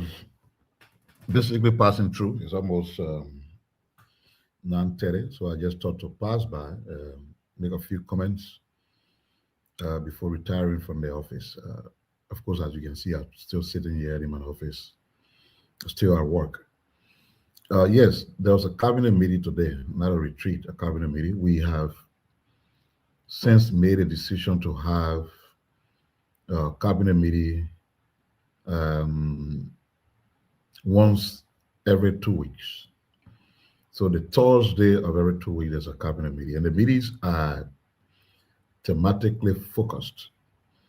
We don't go to the meeting with multiplicity of issues and talking all over the place. No, if we wanted to look at energy, we call the energy people. We want to look at security, the security people will come. So today's cabinet was focused on looking at the progress, the work in progress of the Ministry of Gender, Children and Social Protection. They give us an in-depth understanding of what they've been able to do over the last 2.5 years, very impressively. And then beyond them, the Port Authority also was invited to make a presentation on port operations and some of the things that are required there. It will interest all of you to know that we've been trying to dredge our port, but what is required actually for dredging has not been done. What they normally do is just servicing smaller portion of the place, and so huge vessels that should be in and out of this country docking at the port remains a challenge. So the port had to make a clear presentation that says it's either we find the money now that is required to dredge the port, or we keep keeping it the way it is until a disaster happens. This disaster, in the sense that a large vessel could make an attempt, get stuck, no other vessel can come. It will require some millions to clear it. So they were clear. The cost implication is very high because they've not done so for years. So what the presenter shows that if you want to dredge the port now, it will cost a couple of millions, which I don't want to say specifically what that amount is. And it's huge. So the cabinet basically agreed that yes, it is an imperative that we should dredge the port, but there got to be further conversation on the cost as presented and see whether we can explore other options. So frankly, the cost is high. And then the third thing that happened there was to get some updates on investment. And I must say that we commend everybody who plays on road in government for what they're doing. They've done a great job. Everybody played their role well. But some new dynamism and vigor has been infused into the NIC since Mr. Mole Kamara was named. There have been many investment potentials that we've kept for years with no action. Two examples of those are both the Ducor Hotel and Hotel Africa. For the first time, from the Saliva administration to the Weir administration to now, we have put out information about seeking investors with interest in both Hotel Africa and Ducor. The update was impressive. More than 6 different investment groups, have come forward for those two facilities that are lying in rooms. Potentially good stuff. You know where Ducor is located. You know where Hotel Africa is. So they stepped a little bit out of the bound and move on some of the things that have been overlooked. So these 3 sectors were the ones that we focus on at today's cabinet meeting with some endorsements and decisions taken on how we go forward from there. The other thing that I just wanted to make some comments on as the spokesperson of the country is what has been unfolding with my Deputy Minister Daniel Sando and a member of the Senate. We think the information being put out, now where you're sleeping, you're on the screen. we, we did the information the way some folks are taking it, we need to correct it. There is no brawlhalla between the Ministry of Information and Senator Coney. The senator has got some opinions that were expressed in a private capacity. Those opinions were not communicated by the Liberian Senate, neither were they positions of the Liberian Senate. Minister Sando, as a Liberian citizen, got some concerns with those expressions and using his personal page, no official platform that belongs to the Information Ministry, thought that he had a stake as a citizen of Liberia to take a position.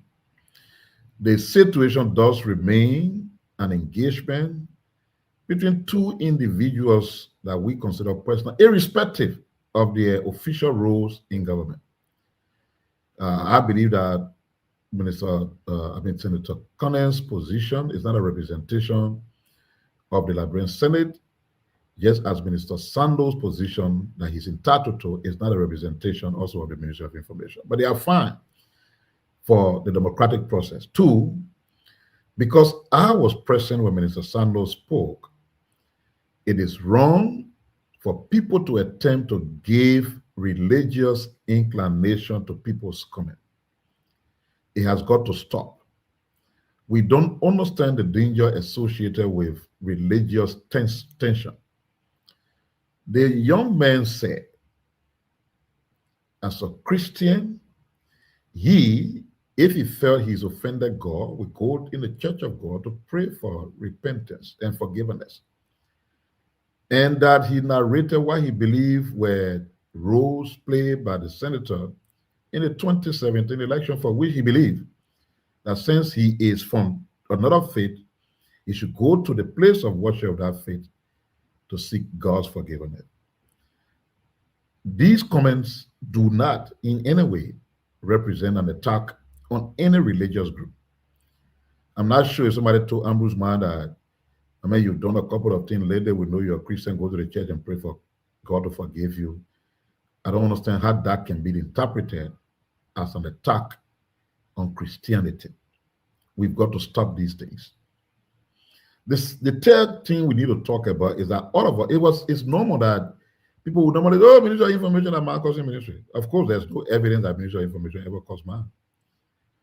But it's also concerning that some of the individuals who think so, highly educated, sophisticated, would not want to have national discourses purely on account of ideas, of policies and principles, and it will result to insult.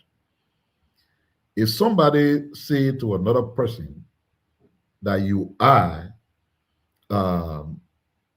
what was it? What was the word? Unskilled sycophant, that represents nothing but an insult. Unskilled sycophant riding on the back of an aging president. Yeah, the aging president. It's a double-edged sword attacking the person of Sano and the person of the president, and by extension, the presidency. Because you see, the presidency goes beyond the individual who occupies the executive mansion at the time. How can we, as very educated people, premise our national conversations on not being able to address issues squarely away from personal attacks and insults? So, as a result of that, there have been different exchanges between the senator, who is a very good friend of mine. He's a brother, as seen as such. Even with these differences, we still remain Liberians, friends, brothers, etc. But the lesson to be learned from this thing is that we have to try to tailor our national conversations away from personal attacks. We respect Mr. Sando's right, but as a big brother and his boss, we are taking some step to request of him to, unless provoke, reach a point of disengagement for them. But it was clear to establish that the exchanges between the two individuals have not used any national platform, whether the official platform of the Senate or the official platform of the ministry. They've been taking their actions on their personal pages. In a democratic society such as ours, both are entitled to that space and of their opinions thereof. Now, having said that, I just wanted to give some kind of summary as to where we are with all these talk about drugs and et cetera, et cetera. So we recorded the largest cocaine seizure in our country in a 6-week period. For security purposes, they've classified them as Delta 1 and Delta 2. And Delta 1 is connected to the 19 million situation, and Delta 2, the 317 million. The investigators are examining, as of present, the involvement of additional international actors beyond those already charged in both operations. Of course, there's reason to believe that elements of the cartel and network in the two cases were active in Liberia prior to the current administration, which we have said consistently. They sought to sustain and expand their operations by recruiting individuals across the security sector, in the public sector and government agency, and to include even in private places. For Delta 1, which we all know what happened, 6 individuals and 1 logistic company were formally charged. A defendant is in custody. The remainder of the individual charged were in absentia, and they are believed to have left the country before the warrants were executed. The charges that were leveled against them are already known. In Delta 2, which was the discovery of the 317 million drugs, 14 individuals have been formally charged. Several Liberian nationals and foreign nationals, include Colombian, Spanish, and Serbian origin, were involved. The charges include the trafficking, criminal conspiracy, etc., which we all know. One defendant in that case remains alive. The way the government has responded so far, the operations are being prosecuted by the Ministry of Justice on complaint of the Liberian Drugs Enforcement Agency. But Liberia is working closely with international law enforcement. It's important to make this point. It will interest you to know that amongst the international actors that are here include multiple U.S. security agencies. So I can confirm that agents from the FBI, agents from the U.S. DEA, and agents from Homeland Security are in country and working along with our security forces in these investigations. So if there are individuals who believe that as a government, as a country, we've got something to hide, I mean, somebody got to wrap it around my head. Let me understand as to how we'll be wanting to hide something, but we'll bring FBI, we'll bring Homeland Security, we'll bring USDA. Somebody got to teach me how that kind of logic works. These actions on the part of the government are clear indication that, as we said consistently, that there shall be no sacred cow. If you have involvement, and the evidences point to your involvement, and like I said at the last press conference, without being in a haste, non-state actors can afford to publish names of people, make allegations, and do everything, because that's where their work starts. Government is not just making claims. Government is ensuring that when they say Ombudsman did this or Kowu did this, and they decide to take judicial action, what they try to do should be able to withstand judicial scrutiny. If that doesn't happen, and you simply want to showboat, to show that you're carrying people to court, though convinced that you hardly have evidence that can make a case, and then they walk away free, it has reputational damage consequences. This government does not want to find itself in that. That is the reason why they've been scrupulous and meticulous, so that when they reach the point where you have an indictment against you and they start the process of prosecuting you, what they will present should be capable of withstanding judicial scrutiny. It's also important to inform you that, especially for the 317 million drugs, some digital devices that were recovered on a warrant, they have been handed over to our international partners for independent forensic analysis and to confirm findings already developed domestically. Investigators are separately examining a possible connection, which is important, between the operation from Delta 1, which is the 19 million plus, and Delta 2. Still doing an investigation to establish if the two situations are linked. So the current status and the next step is that the investigation remains ongoing.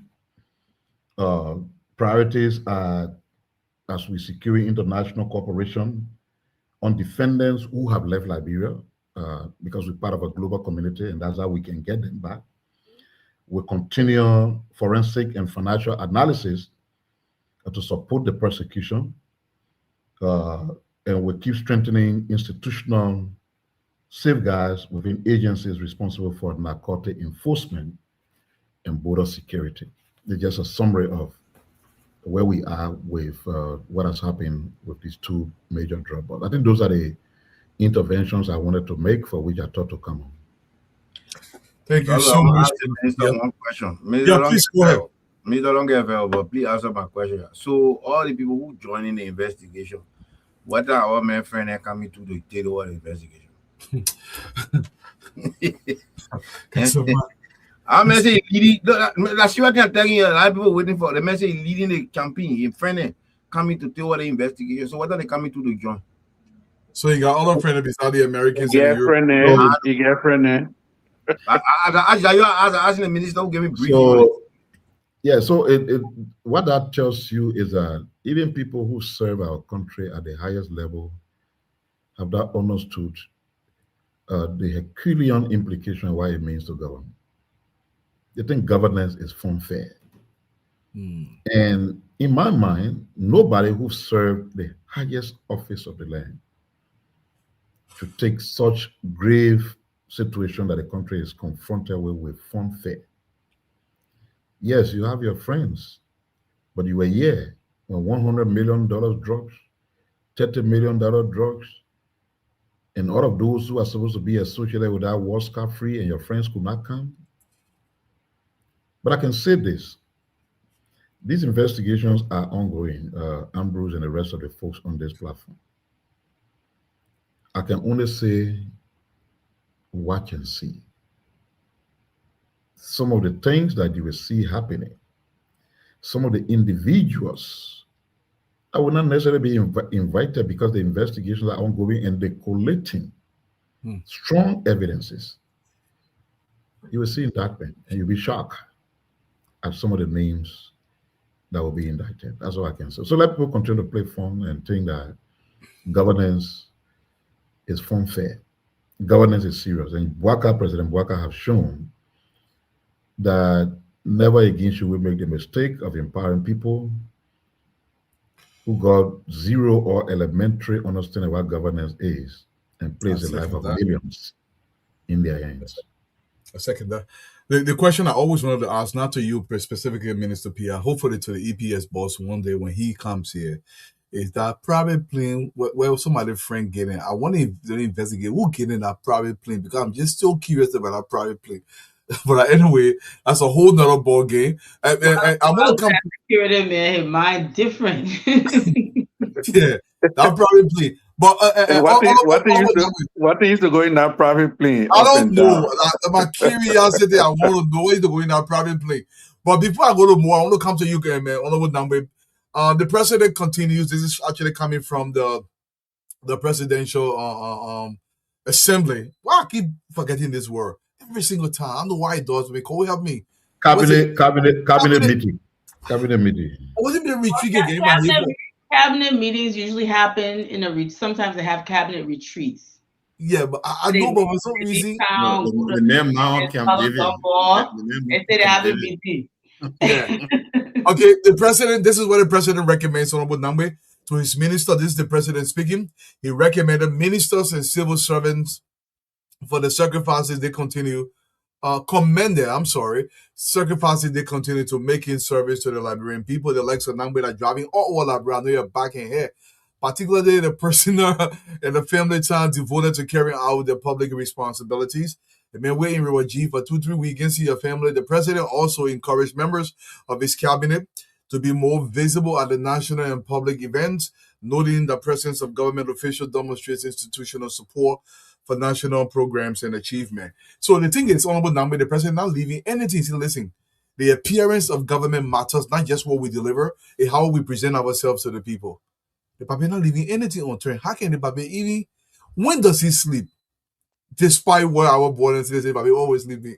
Let me ask you over now. That's part of the privilege of being an aged president. You know, sleep. You're not growing again, so you can't afford. You can't afford to have a less sleep. But listen, you know, we all have signed off. It's a privilege signing off today's process. And if the requirement is that we have to show our faces, we have to show our faces at these events, then we must be able to do it. We must be able to do it. But it's very, very important that we are able to account for the stewardship that we have been privileged to have, and to see how we can be able to, fill in the gaps in terms of what we are doing, so that President is in a position to have a holistic understanding of all of the different assignments that he has given to us. So if there's an event that is requiring, for example, submission of reports, so that those reports are collated, so that we can see progress being made towards the national agenda, then that is a requirement that we have to commit ourselves to. So he, regardless of everything else that he's doing, can take time off to chair these kinds of meetings. Yesterday, maybe the day before yesterday, was this one looking at progress made, in the AAID. Today is a cabinet meeting, as the minister has said, which is focused on the work that the Ministry of Gender and Children Protection is doing. That just show you, how strategic he is in trying to have the details, so that he can be assured, based on his personal understanding, in terms of the information being provided to him, he can be sure that at least we are on the right track. Yeah, Patrick, let me come to you though. Let me say this to you. When the minister was speaking, the minister did say now they have scheduled literally every once a month there will be one such meeting. There are recalibrations being done. One thing we never saw in the previous administration, there were no serious meetings being held as to whether something is succeeding in Bapolu County, or whether the arrest agenda that is being implemented in Nima County, whether it's succeeding. But what this president has done, every 2 weeks, another agency will come and tell the administration and tell the Liberian people what are they achieving, what are the plans, what are the deliverables. He even talked about the RIA highway. I think I called an excerpt here from it. Patrick, your take on this approach of recalibration from the president? No, but meetings were held in the previous administration. They were held at Jamaica Resort, and basically for festivities.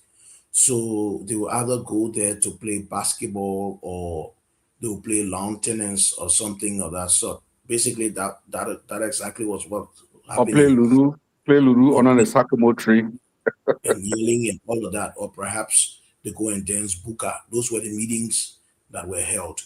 It was a completely disorganized situation this country was faced with.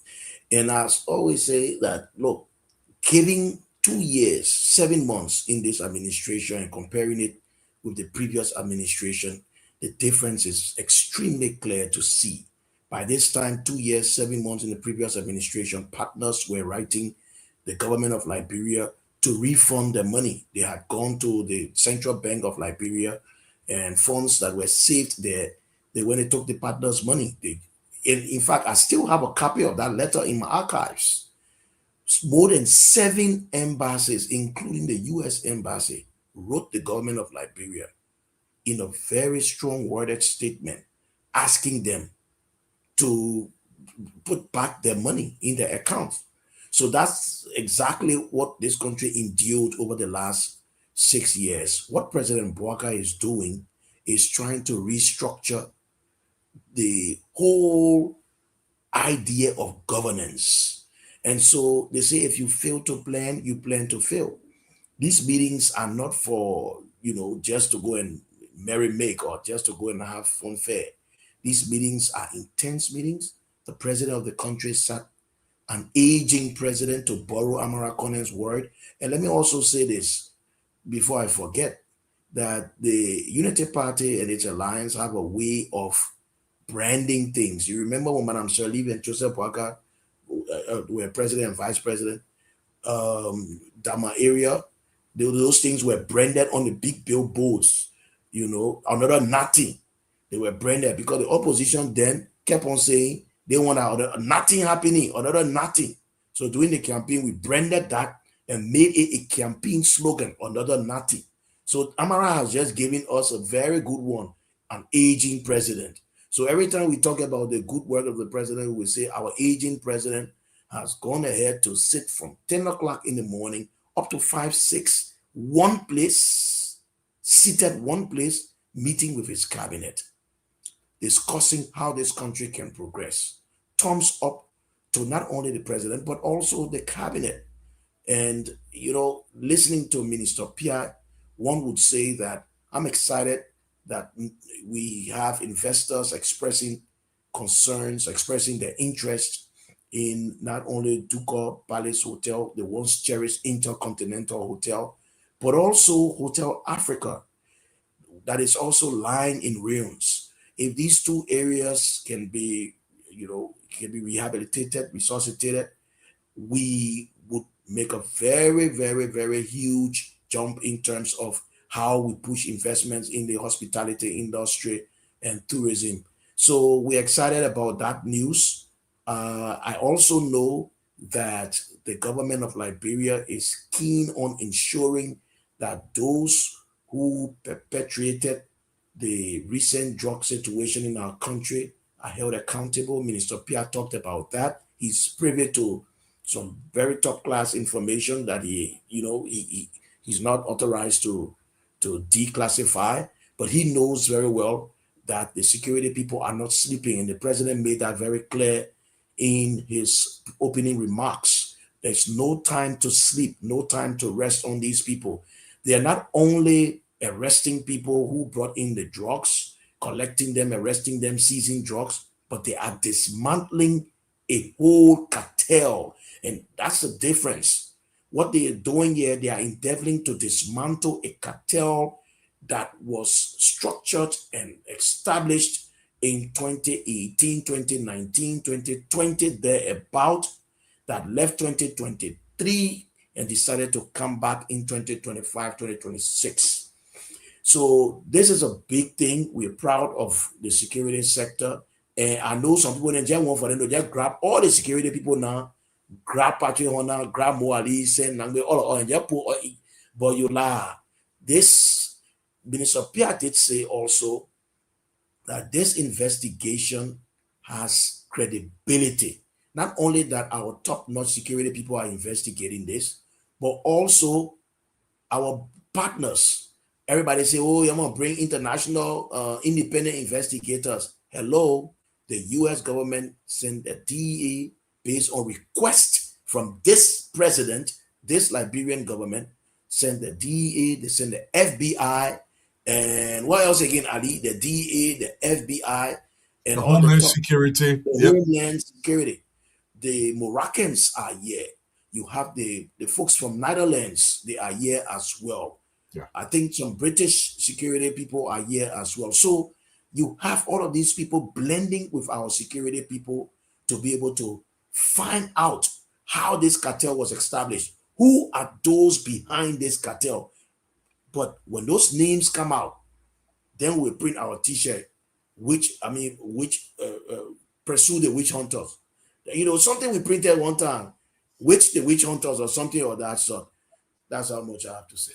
Thank you so much. I'm not going to go to Mo. I know Mo's in a meeting up there, but I'm going to come to Blair. Even though we're on this presidential meeting thing that's going on, but great news My out of meeting is Liberia. done. Oh, your meeting is done, but then Mo, let me come to you before I go to Blair. Yeah. I love what's coming out of the ministry. I mean, the LRA, the what you call it? Damn, somebody said that old age creeping in, and they won't get me. The Liberia Revenue Authority, the LRA, by Double Jala. This is what is coming up right now. Today is the 12th. Actually, as of yesterday, the expectation they might raise up to certain amount of money. The Liberian Revenue Authority, under the leadership of Commissioner General James Double Jala, is making significant progress in domestic revenue mobilization, collections reaching $893 million as of August 12, 2026. This is the highest ever raised in Liberia's history at one given point. Now, we are just in August, so the projection here will possibly hit $1.3 billion. This is the amount we are targeting for 2026. So not only is the president working, it seems like every single agency is working. Mo, as you talk about the presidential meeting today and the cabinet retreat or meeting today, I want you to tie into the kind of money being raised in the country, because money can only be raised when something positive is happening. So the projection that was made by the African Development Bank and the World Bank as it relates to GDP growth in the country is being manifested in the revenue generation. So we are taking in more money. More projects will be completed. Yeah, they just gave my brother number $25 million so he can make sure no one be them going dark there. Yes, Dwalu, thank you. I heard that in June, the LRA passed their target by 9%. They collected 9% over, and the budget, including external support and everything, was 1.2 billion. Now we are at 890 million, you say? 93 million. 893 million. We're in August, and August has not ended. So after August, you have like what, 4 more months? Yep. You still have 4 more months to go. And so, even at the ARD evaluation we had on Wednesday, Tuesday or Wednesday, Double Jala was singled out for praises and we all gave him standing ovation. So, Dwalu, when they say people stealing, sometimes you be wondering, will all of the mechanism put in place at various ministries and agencies to curtail stealing? The people who can steal, I mean, the real extra breath. Extra breath, one, because they don't follow any set procedure, no law, nothing. Because to steal, I mean, you have to bypass the RAA that is seated right in your ministry or your agency. If they don't sign up, you can't take the money. When you take it, when IAA making that report, they will say they took their money without our consent or our approval. But let me say, on another note, water and sewer, we got our, I think, first or second quarter report from the IAA. And IAA graded us 85% in compliance. So financial compliance, we were 100% in everything. I don't know what's in them is for that under IAA, but we got 85%. And I told my guys, I'm not used to seeing below 90. So next semester, I will call it in school now, I want to see 90 upward. Claro, there are a few things that Minister Pia said that I want to hammer home. Mr. Dovajala is doing great. The revenue is doing great. What this is telling us is that there were some loopholes. That's right. In the LRA. There are still. There were loopholes in the LRA that Dovajala is tightening. Every time he sees a hole, he tightens it. Tighten it. And let me not offend anyone, but when you tighten it, all of the screws and no way for water to leak. You know who then can get vest press? The people who work in there. That the first group of people that can get vest. And start saying, what kind of men they can bring? Me, I know my man double, he not care. Don't care. Yes. Dwalu, I did math 201 on the double jala, right? I got 89 point something. You still remember? Yeah, I still remember because I know why. There is a reason why I remember. There was another guy who scored over me. He scored 90, I think 90 or 91. Normally, other instructors will skill the grades, right? The day he come on the show, I will tell him if. I'm sure he remember. Never skill grade. When you score 50, I mean that 50 he took from your head school. So I went to him, I said, Skip. Yeah. I think my final average at 89, I think 89.5 or something. I said, so, and we have only one person that got 1991. So at least I qualify for A. You know what I meant to me? He said, that's an honorable B. Gary, that one. Now, how it's supposed to be? I You remember get that word. paid Many, for many professors told me that word many times on AU campus. He said, honorable he B. said That my that first time hearing that one. he said that's an honorable B, Mohammed. So you did well. All the other people he see, you get honorable B. They even got God So know then everybody when yet. I look at the guy for long, I said, this guy, what kind of guy? Any other instructor will give me A. Yeah. Anyway, so he's doing great. So let me recount some of the things that Minister Pierre said. I like to make it very simple. Number one, on the whole drug investigation thing, we see our men making loud more. Oh, we want independent investigation. Oh, we want independent investigation. There is actually independent investigation going on. Minister Pierre said they got people from the US, from America. Mm-hmm. When you hear FBI, the FBI, by the time we hear FBI, we say, tell me it's not easy. And when FBI are investigating, they will gather all the evidence before they indict someone. FBI, yeah, they in the country. No. They helping to investigate. They get out under DEA.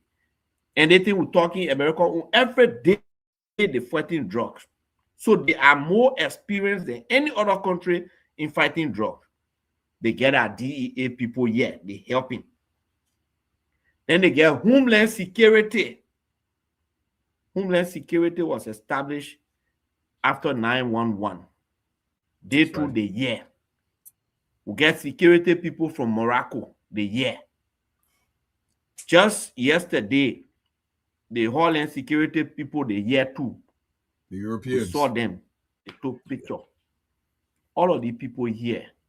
The Rwanda people came, they did some investigation, they went back and they will come back. The Rwanda police. So if you get people, 3 different groups from America, you get group from Holland, you get group from Rwanda, you get group from Morocco. So all the people they will come spoil that name.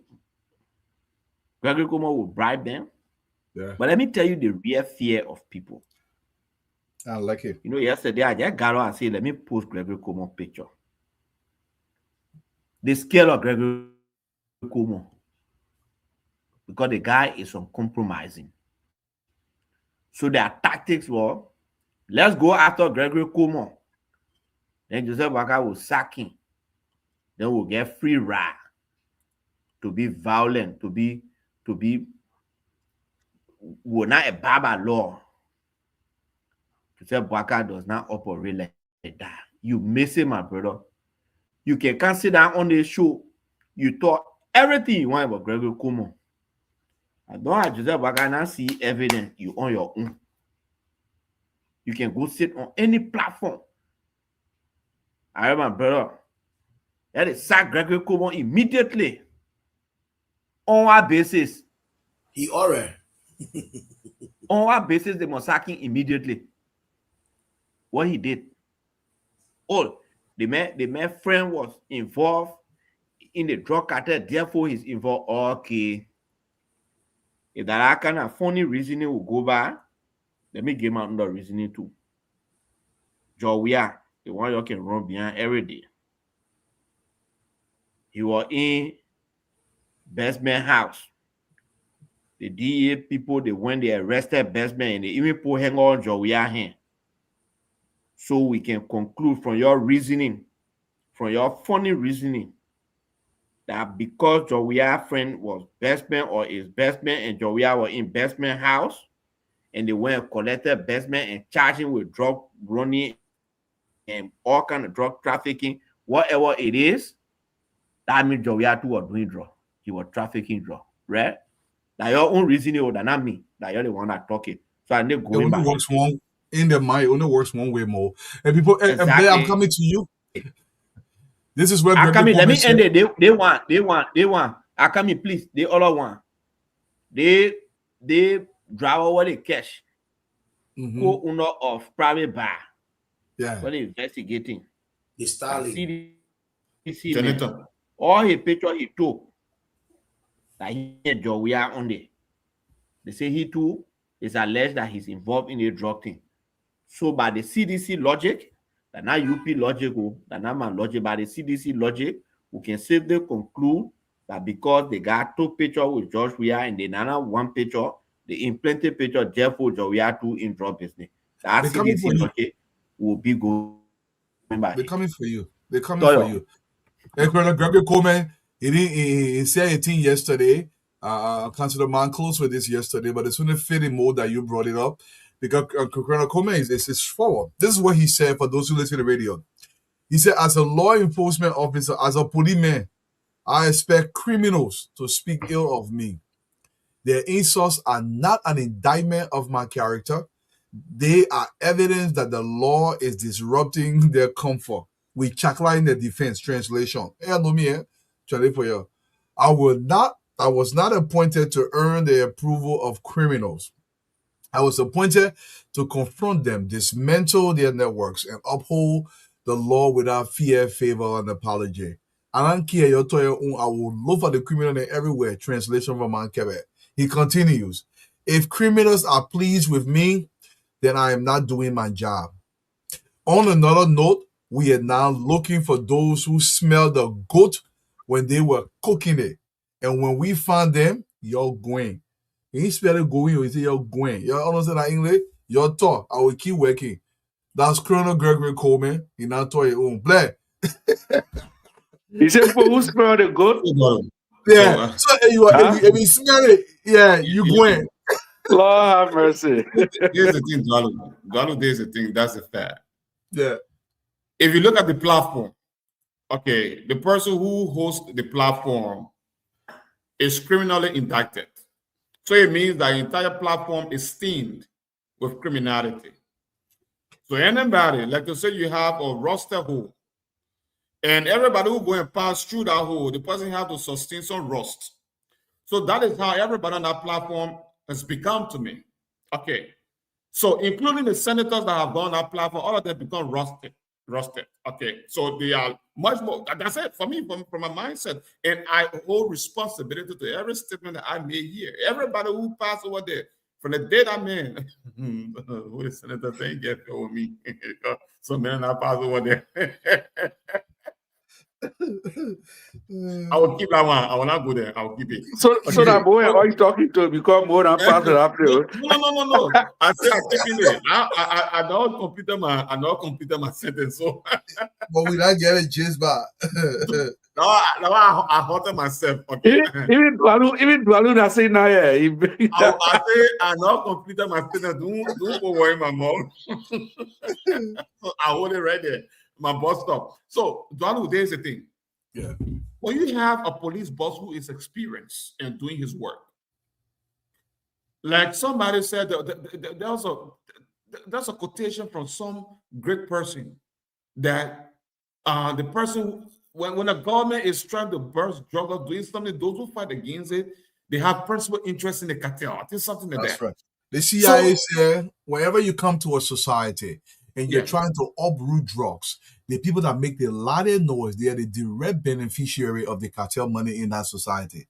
That's the fact. That's the fact, Dalu, because what one cannot fathom here is that this is the very first time within our democratic space, not the political space, but within our governance system, that a government publicly fight drugs and the entire country knows about it.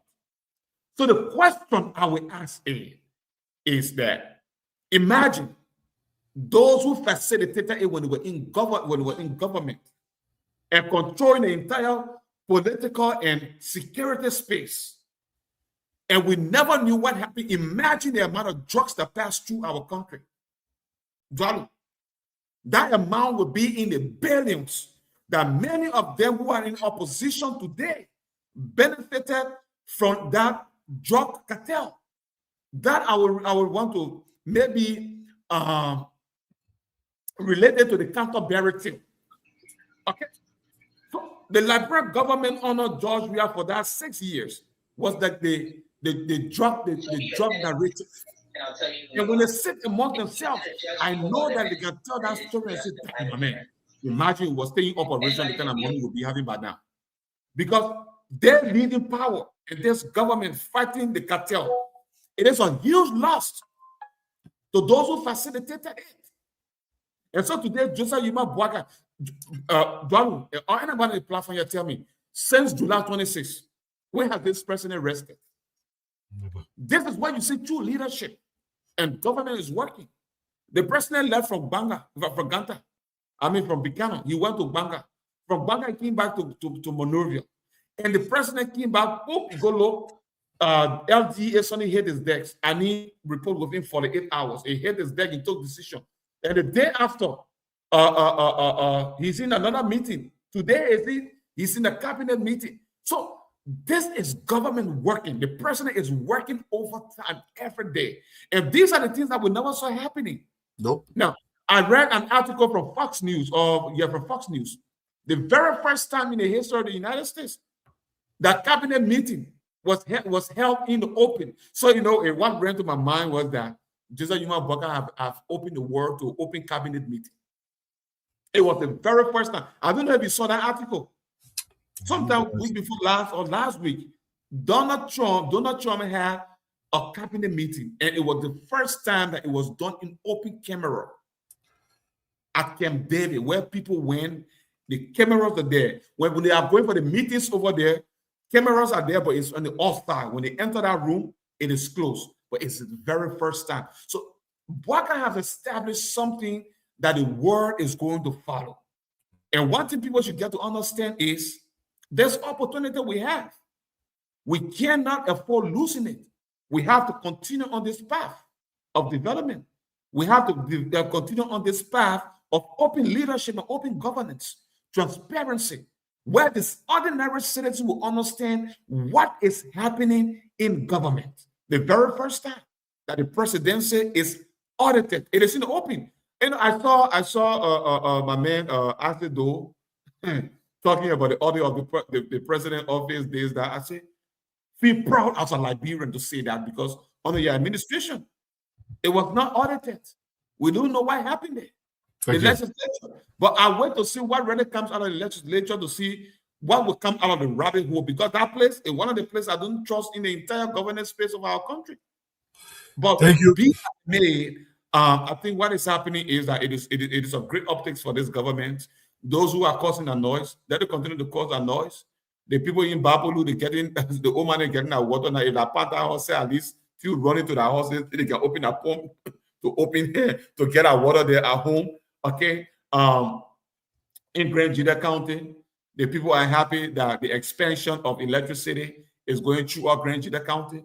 The people in Grand Crew County, they are happy. In Sando County, they are happy that our solar Nangwe is going to give them electricity.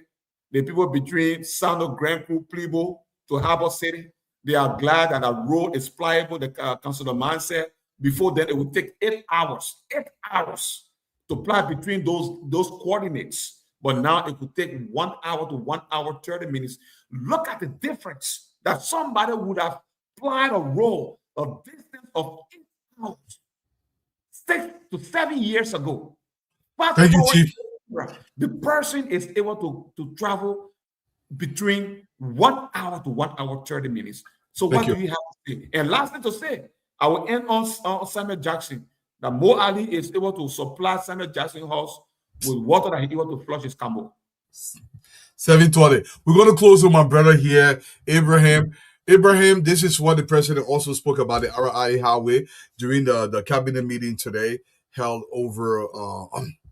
The president, however, identified the Robertson International Airport Road project as an area requiring particular attention, signaling that the delivery of critical infrastructure projects will remain under close review. President Boakai concluded by stressing that Liberia's progress requires collective effort, cooperation, and shared commitment to national development.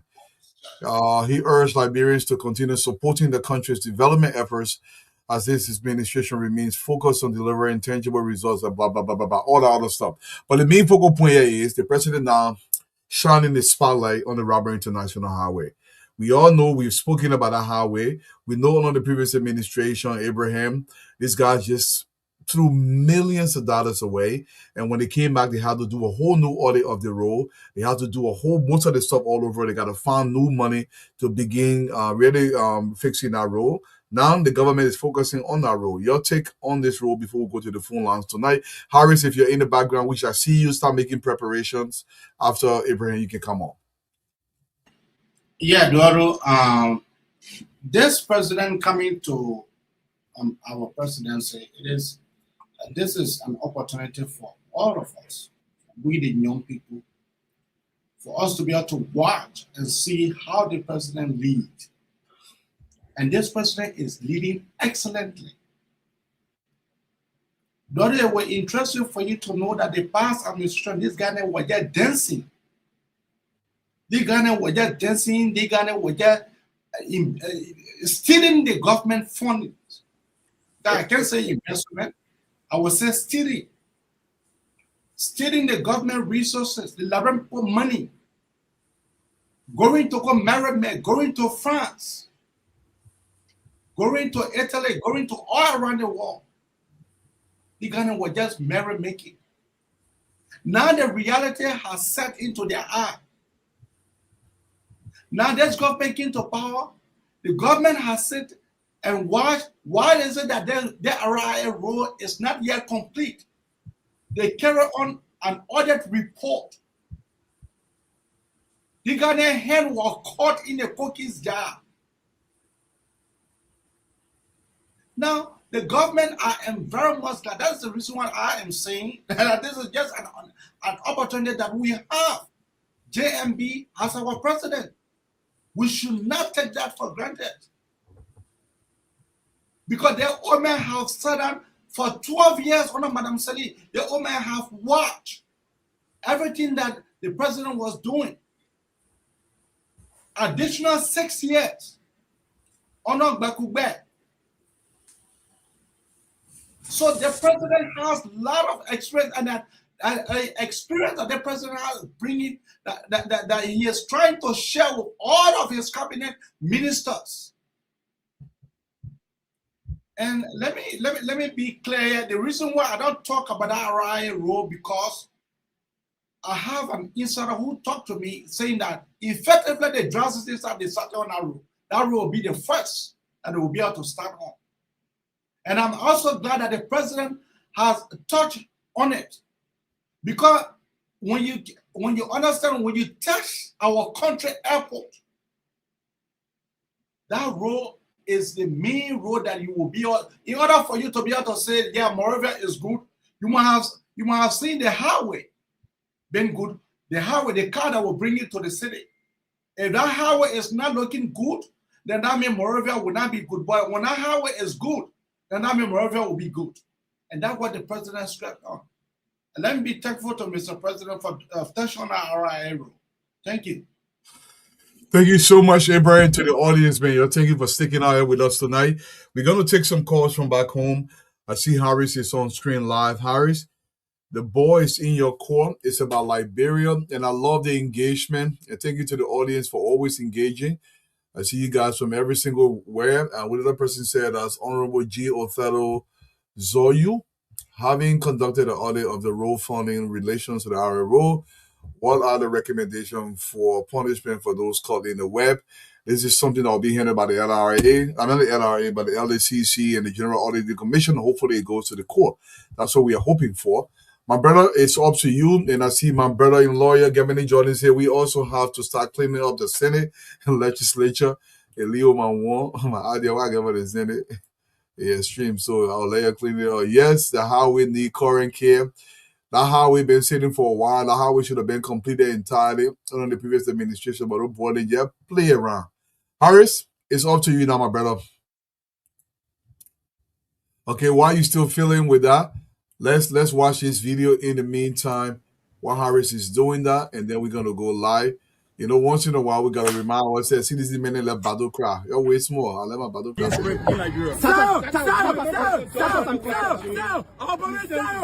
Against this regime. It's just no different.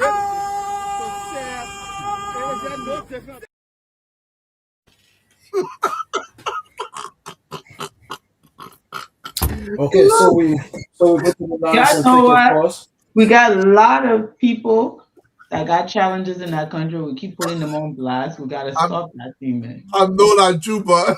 Yeah, man. Some people are not okay. What? We go to the lines and take a pause tonight. 0778-665-699. Now what's up, baby? 0778-665-699. 080-561-644. 080-561-644. 0776-293-620. Adding numbers. This person is on. Good evening. Thanks for joining us. Harry, my good friend, thank you. Good evening to the panelists. Mhm. My name is G. I'm a member of Unity Party Intellectual Bureau as New Party Facilities tonight.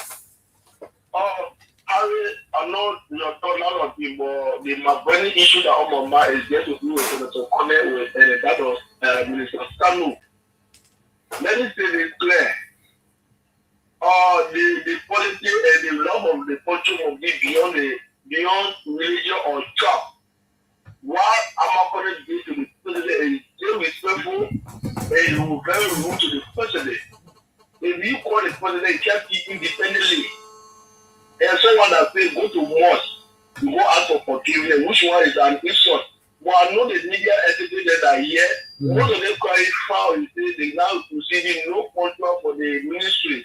So they get across for them. So they can anger that good letter on the 2 ministers, they say they are rude.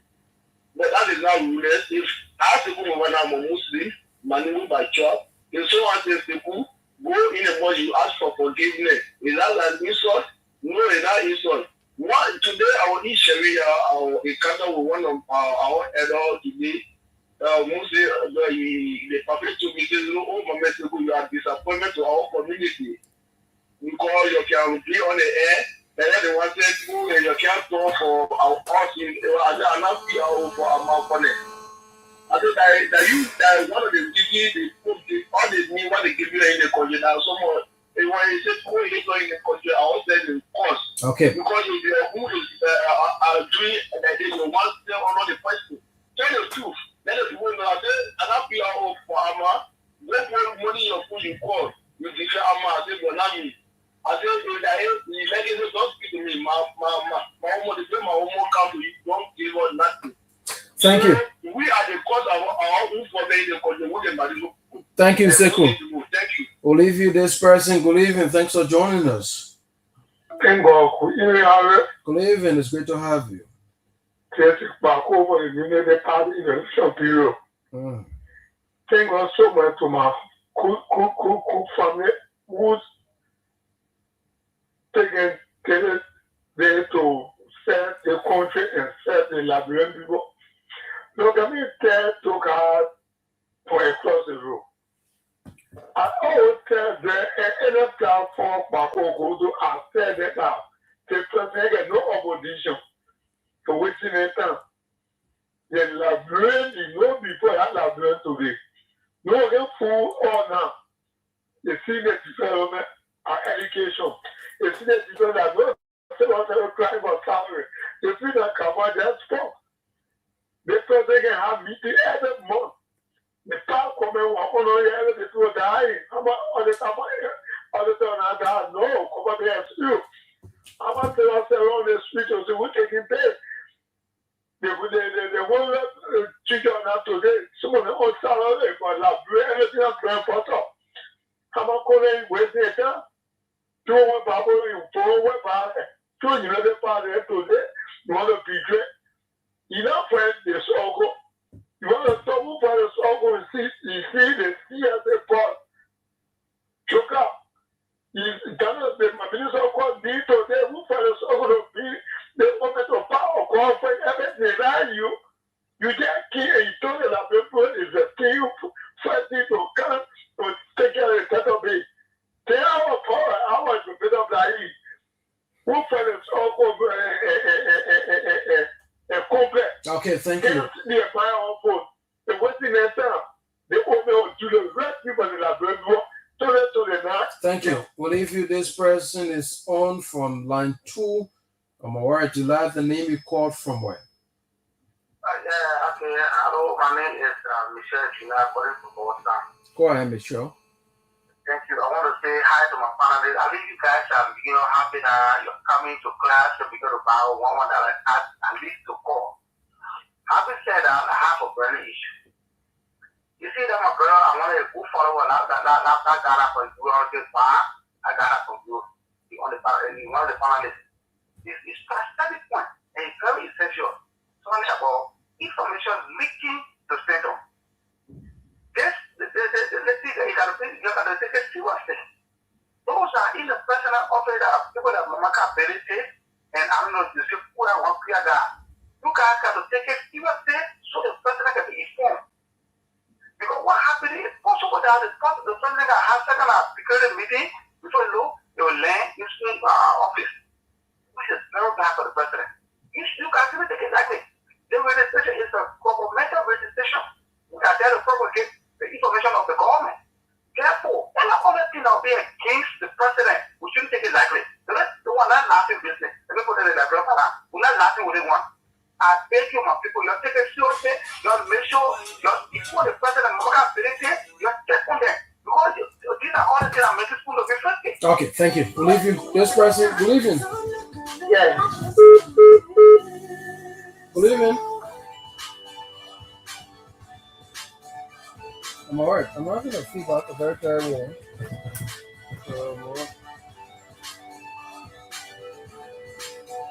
Okay. Let's say you laugh and name me call from where. I'm not gonna tell you. Okay, it seems like you're not prepared. We'll have to leave you. 0778-665-699. When you call, do yourself a favor, dress away from your radio, your receiver, or by whatever means you're following the show. Yeah, the feedback is so terrible for our ears. This person, good evening. Thanks for joining us. Yeah, good evening. Let's hear you. Yeah, thank you very much. Mm-hmm. Abu, I was calling for the time. Memory is the passing of the chapter. Okay. Which is we give it to the family and one boy in Minnesota. And this is how we got to my friend and then my 2 children. So that's our group again. But about the only regular. Much information on the executive function, even government ministry agency, they are learning. Nobody talking about it. You have to, the government official have to take care. But this is all the president. The president was around the show. Yes, when you're going to be information. The information is top of the presidency. So I hope they are listening to me. They have to take care of it. And about within the party, and the children and that we get within the party. So the issue quickly, because you see the president is about the left, then we get over legislation, and today they are then nobody talk about left again, nobody talk about jazz again, nobody talk about left again, no, this is what I just the dinner of now. So because what they not do is just to it 2 years ceremony knows the shame. Today we can see the download for 10. Today we can see the rope for Barack Obama, the complete only today I will see a rope for people who come out, what is the project? All the project are responsible, they keep in the group period to have to do the work. I don't know. I don't know for our I should be still just on the good one as fast as 7 years today. And to about our work for the people that one day, something another opinion. Not actually. I want to go what I did. We are the snow, the Amakono, the ESC, the master center. I go what party over the day. Yes, because the products to the about. The products to the okay. The last people are free, the people are free the rest of the subject. They want to enter the book process. Nobody can tell you. Thank you, Abu. Let's take more calls. 0776-293-620. 080-561-644. 088-561-644. 0778-665-699. This person, good evening. Hello. Good evening, let's hear you. Yes, thank you very much. My name is Ibrahim Imari. I come to the police around Habia. Mm-hmm. I listen to some issues that we are discussing.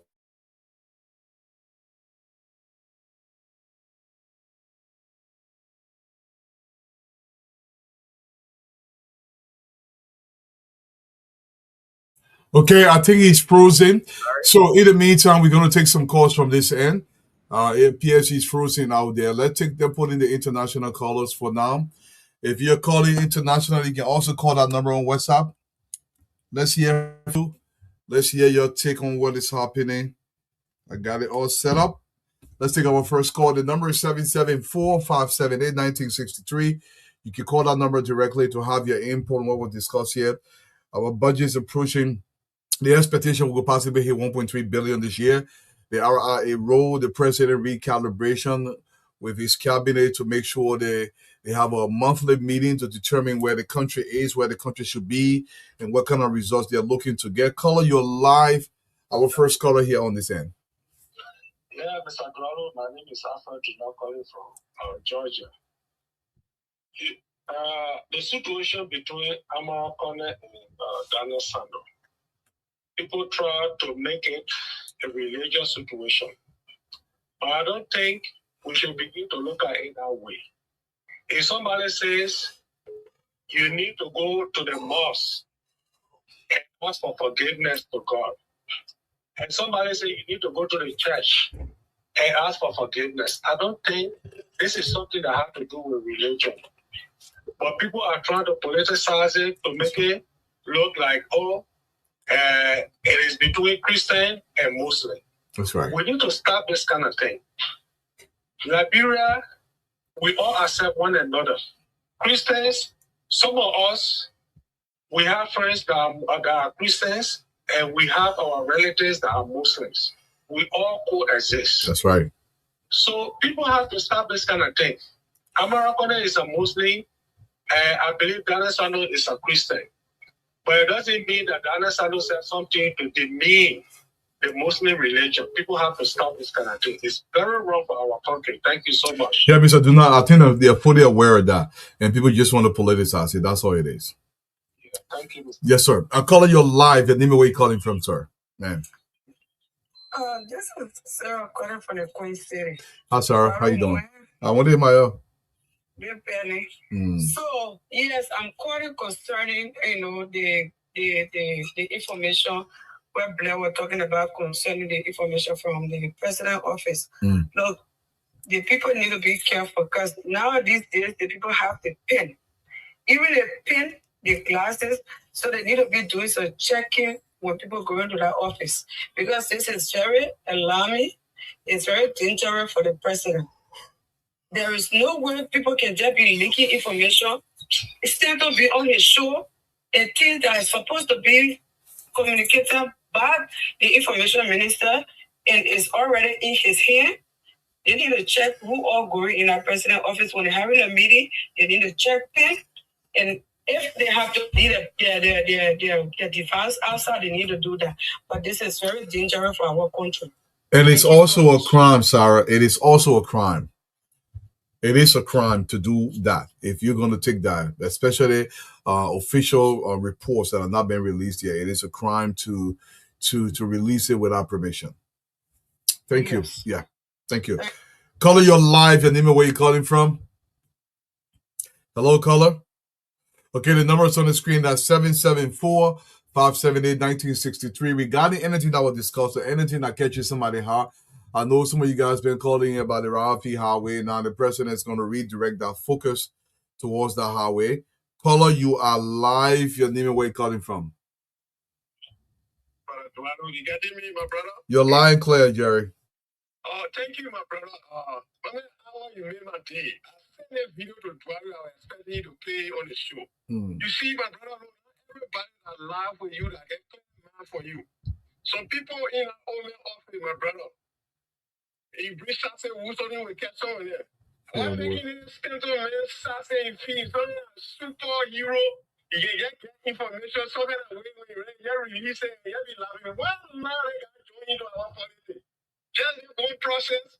You are part of the process, project, you know, part of the fees. That's something that's superhero. How you know about that, hero? They don't know anything about that. So you can do whatsoever you want to do.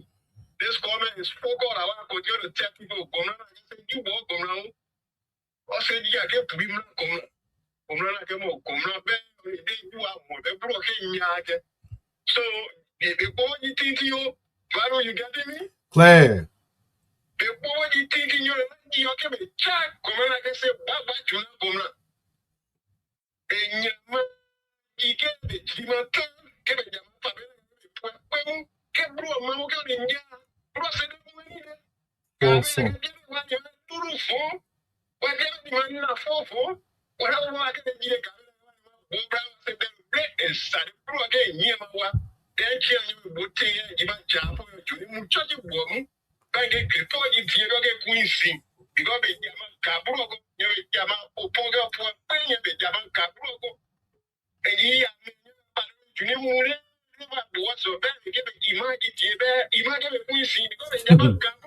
Chenwabo.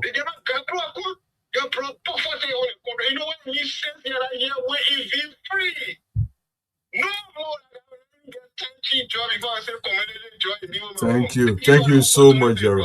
Thank you. I said, well, blood, you need it for. I said, you need it. Color your life. Thank you so much, Jerry. Color your life, your name and where you calling from. Hello, color. Okay, another color here. Hello, color your life, your name and where you calling from. Good evening to all and the rest of the panelists. Good evening. My name is Duan Wede. I'm calling from Philadelphia. I got something on mind to discuss. I don't know whether you got to notice of it. There's a guy called McLean, I don't know his last name, who invited Daniel Sando yesterday. After that program last night, McLean was attacked and almost killed. McLean Rainer. He was to one clinic today.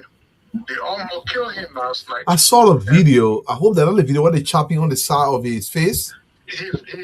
Yeah, that he McLean. His name is McLean Rainer. That's it. You call yourself the activist. Yeah. It's very bad in the country. I don't know whether the police are aware, whether they ever went there today to see him, but it's very terrible. They chopped his hair like what they did to one of the auditors during the Joe Weir time. And I think you guys need to discuss this or inform the police to go and check. Markula posted it. So you can contact Markula, he will give you the details information. Yeah, I mean, if we have blood on it, we can post it, but we got to definitely talk about it. It's a serious security issue. You don't have to post it, but I got you. It's something to be, to talk about. And I just want to say thank you guys for the work that you guys are doing. And be our Facebook senators. When you're in a glass hall, don't jump stone. Like what our old people can see. You can go on Facebook, you're insulting our president, and when somebody come after you, then you crying, all because they sit in there to be inviting people to torture them. That's not the work of the Senate. And you guys, if they don't respect it, I said, we're not going to respect them. We start going after them one by one. Thank you. The next person I want, if he stay awake, our own men, you don't need to slow down. You need to slow down, or else you will be the next person in line. Thank you so much. Thank you for your call. We got another caller. We take this call and one more call and call your night. Call your live. Good evening, panelists. My brother AB said we need to build more prison. I'm begging the puppy. I'm begging my Mose. Look, we need real maximum prison for the lawless people. If Liberians are not taught how to be respectful and obedient, the only thing for them, prison, and our president, they just shouldn't get prison. Let people be making chairs, they be making cassava, they be making flour, So what they make there, what they will eat. Because when I pay them, they just be eating. You be in jail, you will make a farm and you eat. Let them be more present so the people who be in lawless can understand that you can't just take a piece of plank and hit on somebody. Senator Amara Kone and Senator Snow, you're two from the two poorest county. The number of people in our place to be on Spoon TV. All over Papa, look at how they put a straw in our place there. What have you done for the poor Papa? When we come, there's a little poor country, they come over so very long country. They go so poor that was spent on a poor with people. Then every day you go on school, you get something to say. If you bring your government down and you're part of it, you bring yourself down. And like a married man going to discuss it with outside. So slow, I'm not going to you, please, you go do something better for your country so you can have a little life. Okay? The hint to the wife is quite sufficient, man. Thank you, Manoe. Thank you so much. All right, bye. Yeah, we'll take the final caller here for tonight. Caller, you are live. Your name, your location, and state your case. Hello, caller. Okay, going once, going twice, going thrice. Who there? Nobody there? Okay, that's the final caller for the night. I'm going to go to Patrick. Patrick, let me give you the area. Your summation for the night, my brother. So I listened to the callers and their views were appropriate. I'd like to close up by reassuring our people listening to us in the counties, in Montserrat, and across the world. By the way, I must emphasize that a lot of radio stations all across this country are relaying this presentation as we speak. People are listening to us in Sino, in Kakata, Mankibi County, and the rest of the other parts of the country. So let me say this. This country is never going to remain the same. It's not going to be the same. No. This man has come with a mantra. Think Liberia. Love Liberia. Build Liberia. In 2 years, 7 months, and I emphasize 2 years, 7 months. Sometimes we get it wrong that he's been here for 6 years, but he's just 2 years, 7 months in office as president of the Somebody Republic said of 4 Liberia. years. Somebody even say 4 years, they and I can understand all of that. In the next 4 years, I cannot assure you that all will be rosy, but what I can say to you is that the yellow machines that are in country will be spread out across the country in the 15 political subdivisions, and those machines will be in action. I can say to you that 304 agricultural machines, including some yellow machines, will be part of that batch. 304 rice processor, rice planter, all those things will be in country, spread out in agricultural zones for agricultural purpose.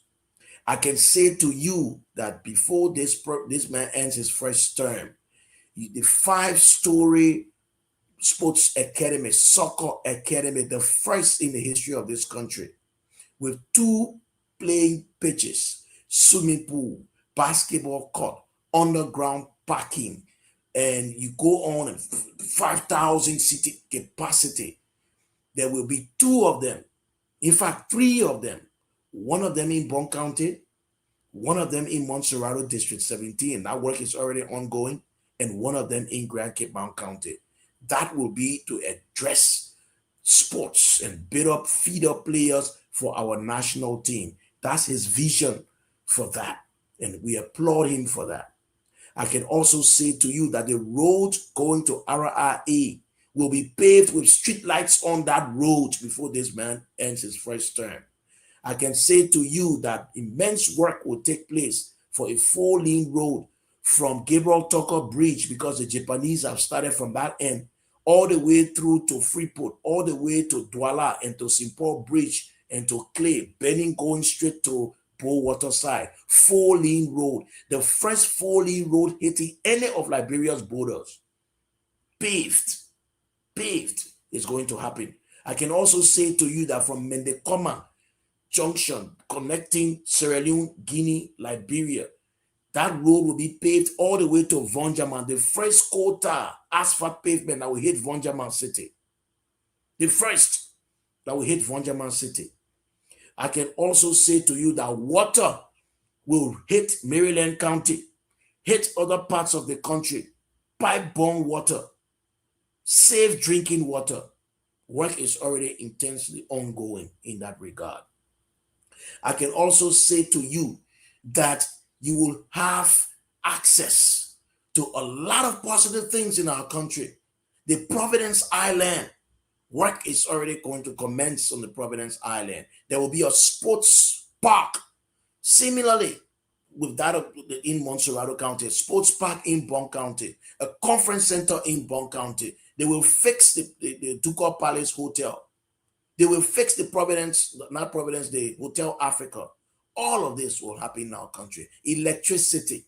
If two things President Walker will do, it will be electricity. It will help to solve the electricity problem by 2029, and roads. Progress is steady. We cannot reverse the game. There is a gospel musician who sang a song, I have come too far to look back. I have come too far to go back. We cannot reverse the gains. We cannot go back, my people. Let us make progress with our country. And this has been our Joseph. This is our Moses. Thank you so much. Thank you so much, Mo. Yo, I mean, let's go to Blair first. We'll go to Mo. Blair, you're over there in another time zone. Thank you that you that you came to me. You know, when CrossReloaded get sleepy, when I'm looking at on the screen, now it can be different. So it's been a beautiful evening here. We all said it well. The analysis were great. I think the argument that I began, I will sustain that argument for the next 3 to 4 months. If I will reach to December, we'll reach to December. If there are people who are undermining the office of Kula Fufana, they'll have to find that person. If there's somebody who is undermining the office of the Minister of State, they have to find that person. And the person who has the greatest responsibility of doing that is the EPS director, Director Gay. You are the chief protector of the president. You cannot tell me, I know you, maybe you may have noticed this, but the workload, sometimes people do not notice certain things, but that is why I'm bringing it now to the public there. It is your responsibility to protect the president and the family of the, or the first family. If leakages are coming from the president's corridor, it can also go into the house of the president. I think it's about time. Our responsibility is to the states, is to the president. While we have responsibility to the party, the president, his family, it is very important that we protect them. There is somebody, and I will say it, there is somebody in the secretariat at the Ministry of State and the Executive Mansion, in between lines, where communications are given. People are giving information out, and the EPS director has to get over it right now. And I'll say this to my big brother, the security advisor to the president. Councilor Woods, I know you are one of the smartest men that Library has produced. You work hard for your country. You are a man of integrity. I know the workload is huge. But please, liaise. You have found a mole. Put the mole out of the office of the president or the corridors of the presidency. For me, this is going to be my campaign up to maybe December. I'm not going to stop. We'll continue to echo this. That is why we are called from our end, outside the reload, the political replay. We amplify and re-amplify. That is why people say, Councilor Dinon said one day, my man, you are annoying. And that is what I am. We will continue to do it. We annoy people. While we all are within the rescue mission, we are within the scene hall, but we can't trust everybody. Only few persons, the pilot. You can give your life to the pilot or the captain, because that's the person who is driving that boat. The captain is the person who is carrying that plane. So you have to trust that person. And all of the core captains and the rest of them, whether you rescue them, you rescue that, we will scrutinize you. Our responsibility is to the country. We can laugh and do all of these things. But for me, I don't want to go that route. But what I would say here in my ending statement is that I really appreciate who the Councilor Mind on this platform, critical mind, critical thinking, critical voice. I appreciate Cole, Mo Ali, doing your best there for country. Nzi, Abi, who is there studying his master's, but making it his duty every day. And everybody. I want to make it well, Dashiva. The person may want to go to Goku, they may want to go to Goku. Yeah, good night. Yeah, good night. Yeah. Amy, welcome to you. We'll go upstairs.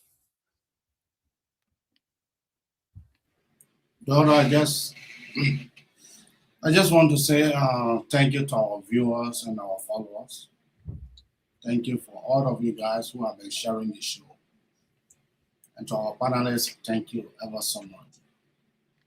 But like Blair was saying, my friend and brother Blair was saying, I think I need to join in this fight, in this advocacy too as well. Because looking at the just days gone press release that just came from the president office. When I watched Spoon was ahead before the executive marshal can be able to post that stuff. Spoon was already ahead. So that means that someone somewhere in the president inner circle is leaking information to Stanton. And we need to weed that person out right now. But furthermore, let me say here, thank you. Thank you to all of the panelists who make it their business to come to address the Liberian people concerned, to come to address, topics that are, important to our Liberian community. This is just a clear manifestation that Liberia is on every one of us that sit out on this platform every night. That Liberia is on our mind.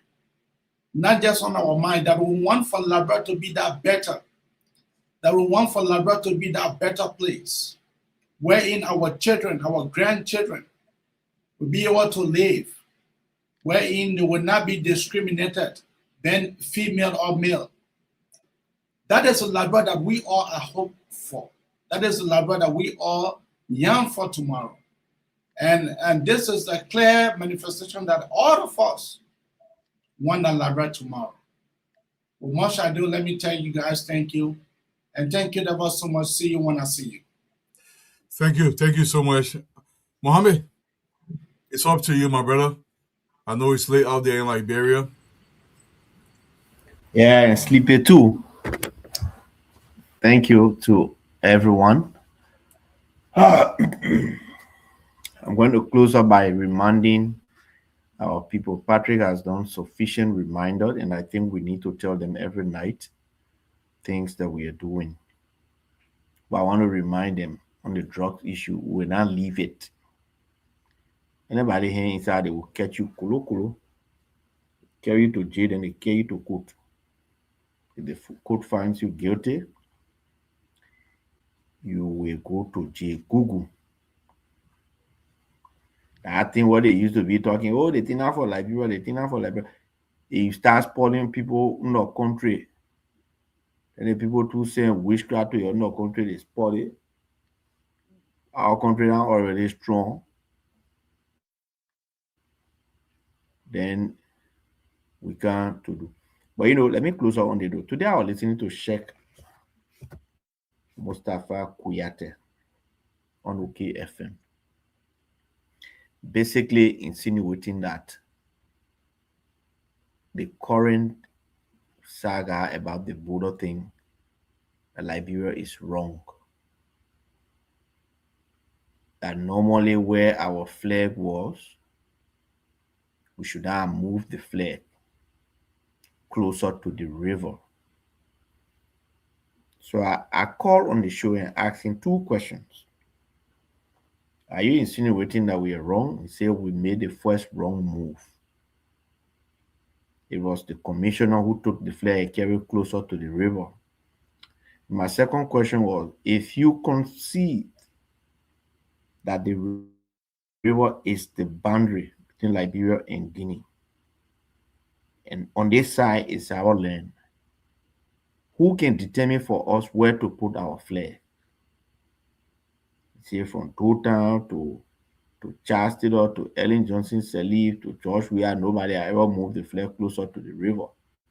But because the flag moved closer to the river, that one infuriated the Guineans. For me, I'm confused. Because if they say that I will learn, I can determine anywhere where I want to put my flag, right? Exactly. To say because other people they didn't do it and these other people did it, therefore it's a wrong move. He also insinuated that the issue of mining, that there are two companies, one associated with Deputy Speaker Fada that used to mine there, and then another company went there, and okay, BK or BK, one company, they were supposed to mine sand, but then the other company that's associated with Deputy Speaker Fada went and told the Guinean that, oh, these guys are not only mining sand, they are mining minerals. When the Guinean soldiers came, they inspected the equipment and they realized that instead of mining only sand, that the equipment were not for mining sand only, but for minerals. So they seized the equipment, and because the flag was moved based on that seizing of the equipment, so the Guineans got angry. According to him, the Minister for Local Government instructed the commissioner to move the flag closer. Now, for me, it didn't matter who instructed who. I just wanted to know if we are on our side of the border, we already have a natural buffer.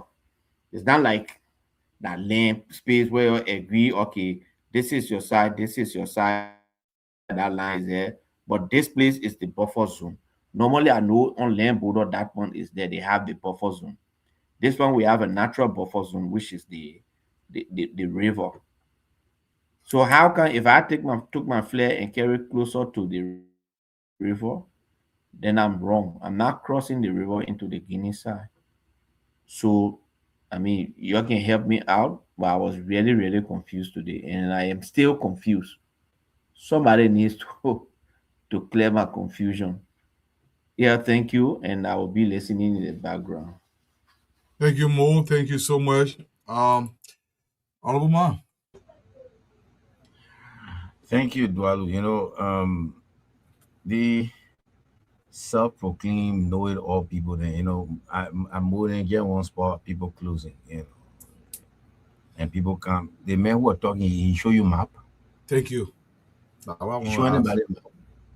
Everybody getting to know everything and everything.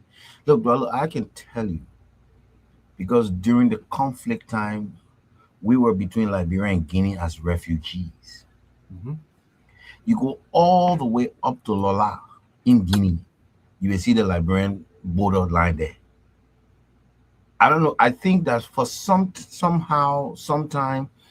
in the years back, I think people didn't focus on that on the hinterlands. They didn't focus on that side, and look, people just came into you. Look, even the Cote d'Ivoire, you will go all the way to Ma. You will see that Love of Liberty brothers. You will see into Ivory Coast. When somebody get out, you can't talk about say you move flag. A flag can determine borderline. More than can just all kind of people just make. But I'm blame them.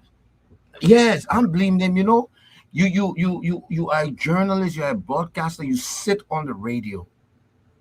I think I'm not putting any broadcaster down, but you sit on the radio. You're interviewing somebody who's saying these kinds of sensitive things. You ask them for no evidence, no proof. What map he showed you? What or he get talk because he think the man that somebody who maybe get some Guinean background or something, so he get talk, so he get believe it. You understand? That's what we do, and the ignorance just spreads. It just spreads. But anyway, Dwalu, let me close by saying this. We live in a world, a global village, and this world has the good, it has the bad, it has the ugly. And I know that, many people think that law is my first love, but my first love is broadcasting.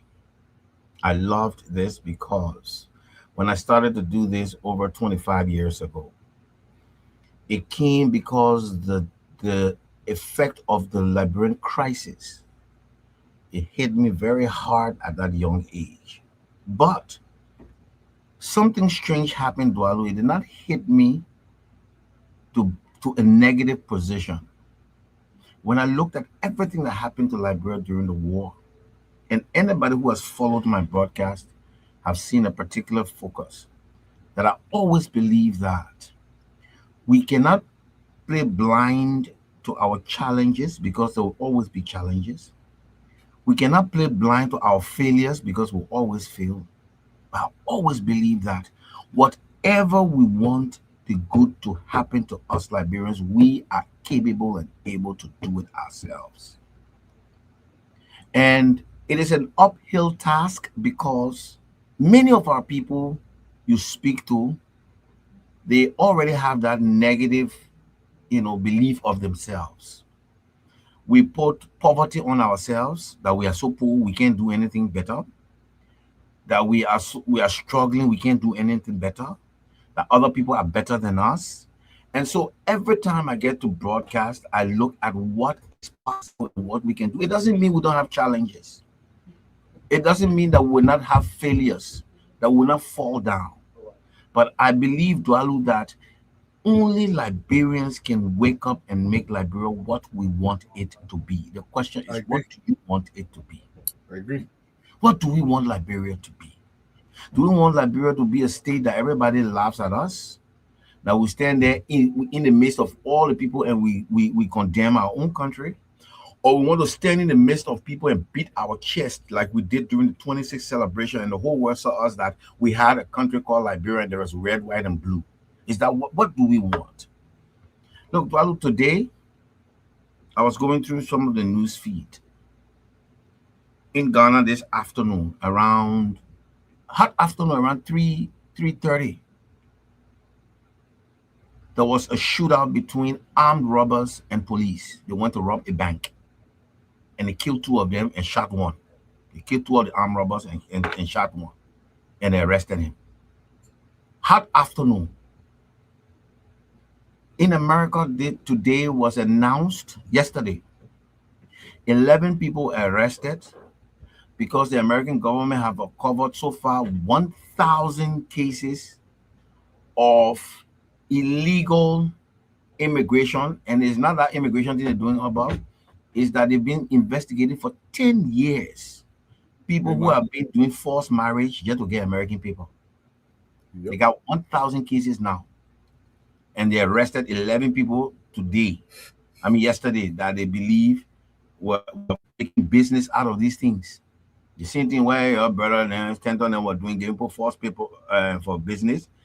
They have 1,000 cases they announced yesterday, the new attorney general, that people who come, they know they not deserve American citizenship, they do fake marriage, they pay people money and do this, and now they're investigating those kinds of issues. That's right. In Belgium yesterday, one Belgian woman was arrested at the airport. She didn't fly the flight from Sierra Leone, but she went to collect 2 suitcases that were full of drugs, cocaine, at the airport. But the suitcases were on the plane in her name, so she just went there to collect her suitcases. The army were waiting for her and arrested her. I say this to say that Liberia is not the only country that have crisis and challenges like the whole world has. But what Liberia does every day is for us to be proud and say that, look, if our president decides to sleep and crime takes over our country, like before, in the last 3-4 years ago, 5 years ago, 4 years ago, you couldn't walk the streets of Pinsville around 8-9 o'clock in the night. People, by that time, everybody going inside, people were scared to move about. 4-5 years ago. Today, it doesn't happen. So we need to know that, yes, it is possible for us to make Liberia what we want it to be. Will Liberia have challenges? Yes. Will Joseph Boyka make Liberia a paradise? Absolutely no way. One person cannot do that. It will live beyond his time. But what we come here to do, and if it makes some people uncomfortable, I can tell you truly, you don't have to be here to this network. But we here, for me, for one, is that I come here believing that the more we talk to our people every day, some of us know how we got the papers we get in different countries. And you see people now start investigating all these things. One day, Everything. the only place you go, your heart will sit down. You say you satisfied. That Liberia. In Yep. America, if you genuinely you come, you naturally get that citizenship. They can take it from you when they're ready. That's right. They can withdraw it. Yeah. But the only thing they cannot take from you is your Liberian citizenship and your Liberianness. So, people, my plea to close up today is that it is not only for us, the professors on the platform. Yeah, let call us a professor, but anyway, call like who English, eh? Yeah, professors. It's not only for us, but if you listen to us, it's also to go beyond that and let us look positively at our country. But first, it starts from you. Look at yourself. And believe you me, if you start to think positively about yourself, if you start to think that, look, I am not a poor person, I may be having challenges today, I don't got money today, but it doesn't make me I'm a downtrodden, it doesn't mean I'm a nobody. If you believe in yourself, you will see the change in yourself and you begin to start to believe in your country. And when we believe in our country, we'll start to believe in the things that will make us better.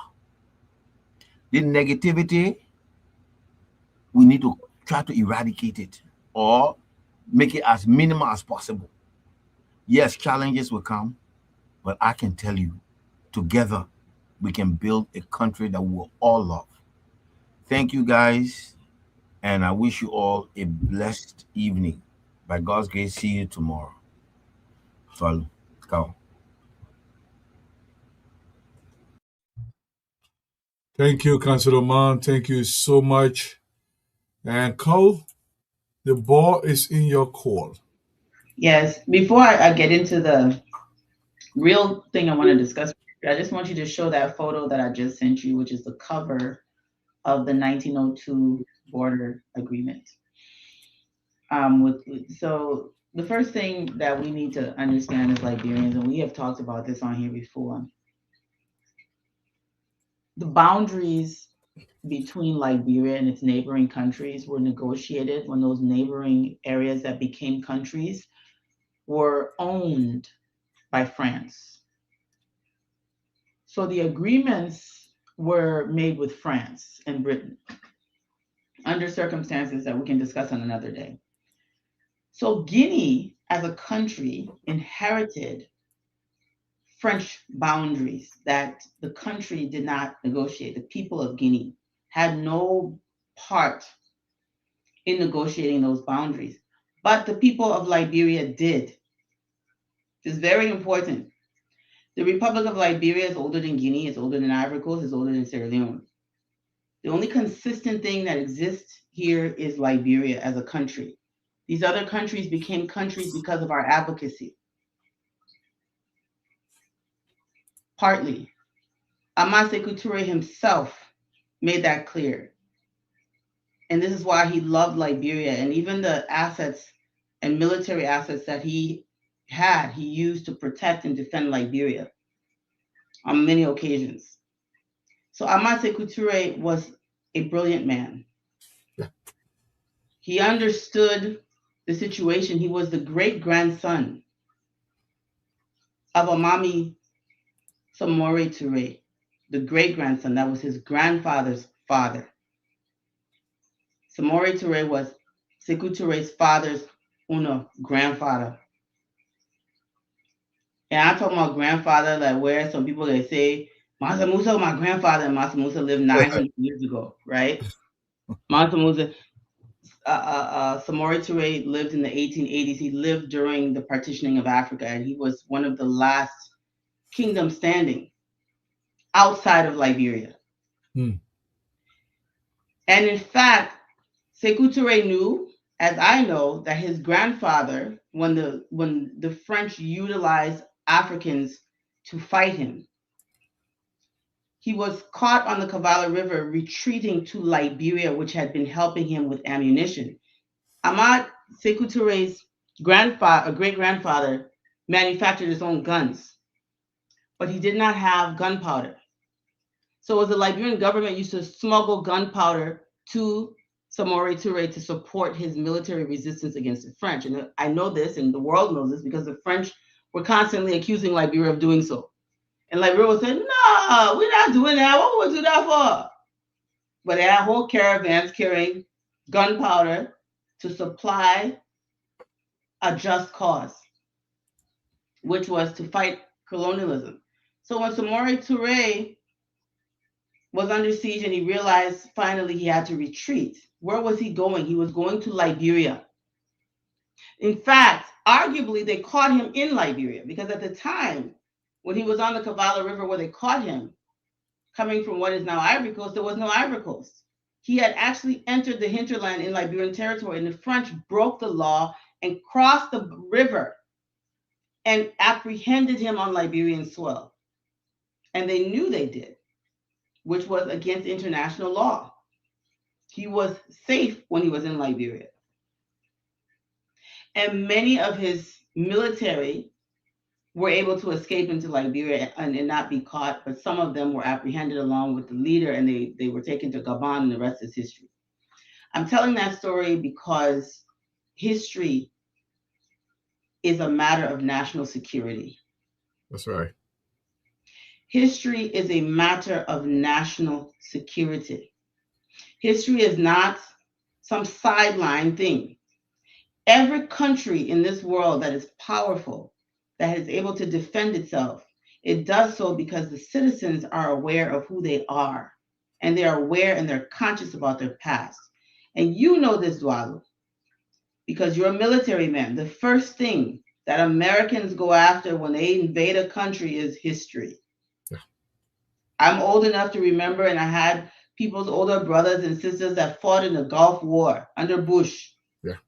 They entered that place. Even some of my peers, right out of high school, entered the Gulf War. And guess what? They were blowing up monuments. Because history is a matter of national security. If you remember who you are, yeah, you cannot be controlled the way you can be controlled if you have no memory of yourself. And the reason that everywhere you go in the United States, they pump so much money into U.S. history, and you go to China, you go to Japan, there's nowhere I've ever been. I talk about this all the time. History is fundamental to building national consciousness. You will never have people like Yeka Koluba and what's his name, Kouate, saying the things that they're saying if they understood history correctly. It is a matter of national security. If you have legislatures, people elected to the highest offices that don't understand history, this is what happens. People who have been elevated to diplomatic offices, yes. Diplomatic office, and if man standing there talking about, and the boy, it's a matter of national security. If we properly understood our history, I don't believe we would have had a coup or a war. No, we were not. I don't believe we would have if we properly understood history. But when you don't know history, someone goes, you want a group of people who are right there, and everybody doesn't believe it. It's the same way they believe the owl have witchcraft. It's the same thing. Anybody can just get up and talk, and if you're empty, you will be filled with whatever they tell you. So it's very important, Dwalu, and that's why I wanted to share that picture, because it's not that the information is not there. It's not that we don't know what our boundaries are. We know better than Guinea does, because the boundaries are negotiated between us and France. So Guinea cannot tell us what they came and met. That's right. We are to tell them what is there. We negotiated that boundary with France. And everybody knows it, and it's on record. And there was not a single Guinean, an African like myself in Guinea, that was part of that negotiation. It was done with French people.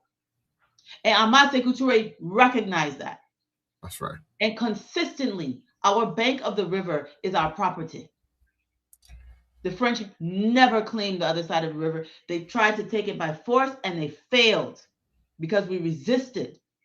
And the boundary was drawn at the river, not the riverbank. Not one grain of soil on the Liberia side, not one grain of sand, not one rock, not one stone on the Liberia side belongs to Guinea, because it never belonged to France. Not one grain of sand on the Liberia side of the river belongs to Guinea, because it never belonged to France.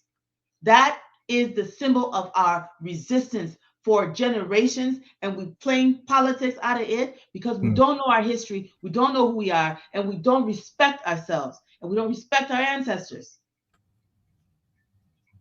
That's the danger of not knowing history. It's a danger. That's You've exactly got Liberians today thinking that the struggle for Liberia, that's somebody else's struggle. They don't know about the barefoot soldiers and warriors that stood at that boundary and said, Frank shall not cross. And they did not. And some of them died, and some people died fighting for France. That's right. And the same thing with the boundary wars on our western frontier with England. It's documented. This is our legacy that these people are playing with, and they think it's a joke. Anybody can just get up and say anything. They don't even understand what they're saying. Liberian people, when you hear people talking like that, they're spitting on the memory of the people who, and the sad thing about it is that they're spitting on the memory of the people who defended our sovereignty. There is not one person in Guinea that fought for that boundary. They were fighting for France, not for Africa. Only we were fighting for African sovereignty in 1902. The other side, even if they had African soldiers, they were fighting for France. That a French flag, they rose there. There was no such thing as Guinea flag in 1902. So they inherited the property of France and liberated themselves from France. And Guinea's president is a citizen of France. I don't know if his loyalty is to the people of Guinea or the people of France. That's not my business. He's not my president. But Liberian people, y'all shine your eyes. That man is not Ahmad Sekou Touré.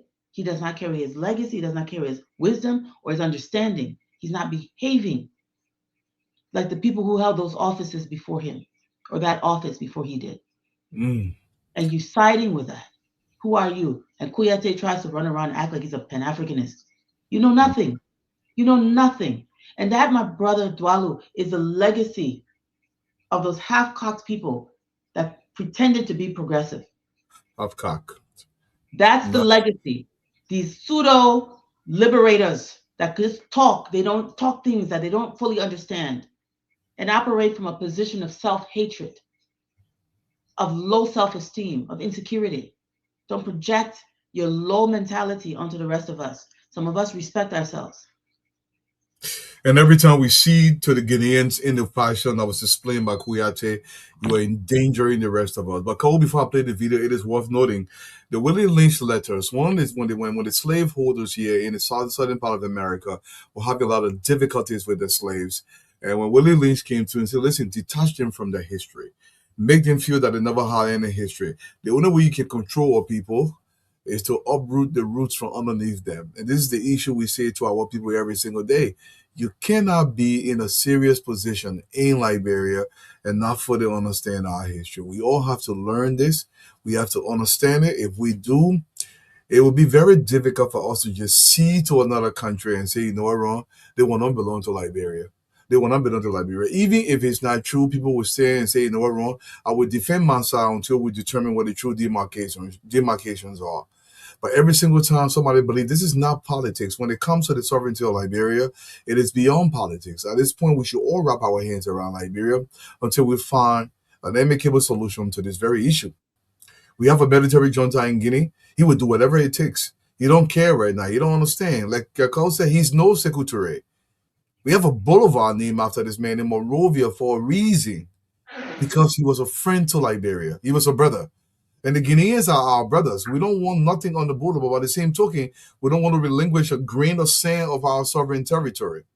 Mm-hmm. And we should address that. Go, your video is queued. Let me know when to shoot it up. Yeah, so I'm appealing to Beatrice JJ. You just sent me a very powerful message. Please put that in the comment section so that Dwalu can put it on the screen and share that if you're comfortable, so that you can share that with everyone watching. So shifting from the Guinea thing, and again, history is a matter of national security. Because if your people don't have any grounding in who they are, they can be weaponized against you. It has happened before in our country. It brought us to our knees. 250,000 people died, killing their own set of people because they didn't understand that we're the same people. Because they were never taught that we're the same people. There ain't no difference between no Gio and no crime man, between no Pella and no Madingo man. We don't really even understand who we are. Even Amar Khan and Atomamani from Guinea, his heritage, he himself is a Liberian, but his heritage. We are transnational people. That's And right. I said it, my senator, you know, we're ethnically fluid. There's a fluidity in our existence, in our culture. And so I'm not saying that he's not a Madingo man today, but he comes from Tomamani people and he knows it. I'm also transnational. I understand how we categorize ourselves in Guinea as opposed to here in Liberia. But I'm saying all of that to say, Dwalu, that it's a matter of if we don't teach our people the truth and we don't give them a clear and proper perspective on who they are, anybody will come and weaponize our people against themselves. Against themselves.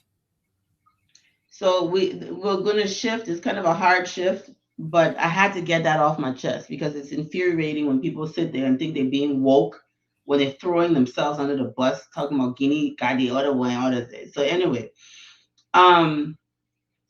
it's the 100th anniversary of the footage I'm showing. It was taken in 1926. I keep emphasizing this because 2026 is we won't see it again.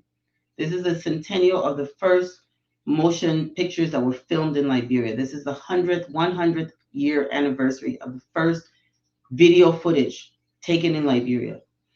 And that's powerful to me. So I decided to compile some of the footage and share it. And the citation, everything is on the video, but go ahead and play it and then we can talk about that and close. Thank you. Thank you so much.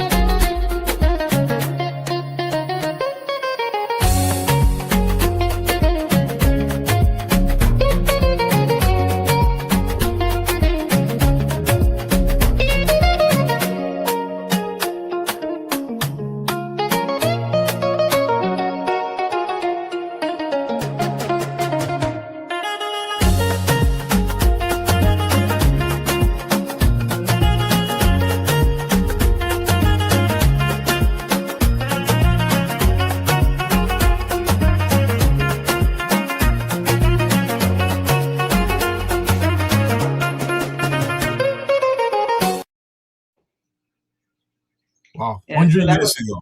100 years ago, and that was Buchanan. All of those pictures and videos were taken in Buchanan at the beach there. And some places actually I recognize still. Right. Yeah, so my recent trip to Buchanan, I was like, oh, the place still look kind of like this, right? The Fanti town is still similar. It hasn't changed much in 100 years. It's similar when I have other footage of West Point and Water Street, and it's very recognizable. It's funny how things have not changed that much in 100 years. I wanted to also address something related to change over time, and it's connected to this and to the land boundary issue. I don't know if Liberians, this is why history needs to be taught. I don't know if we realize as a country that after the Berlin Conference, when the European powers partitioned Africa, I don't know if people realize what that meant for Liberia.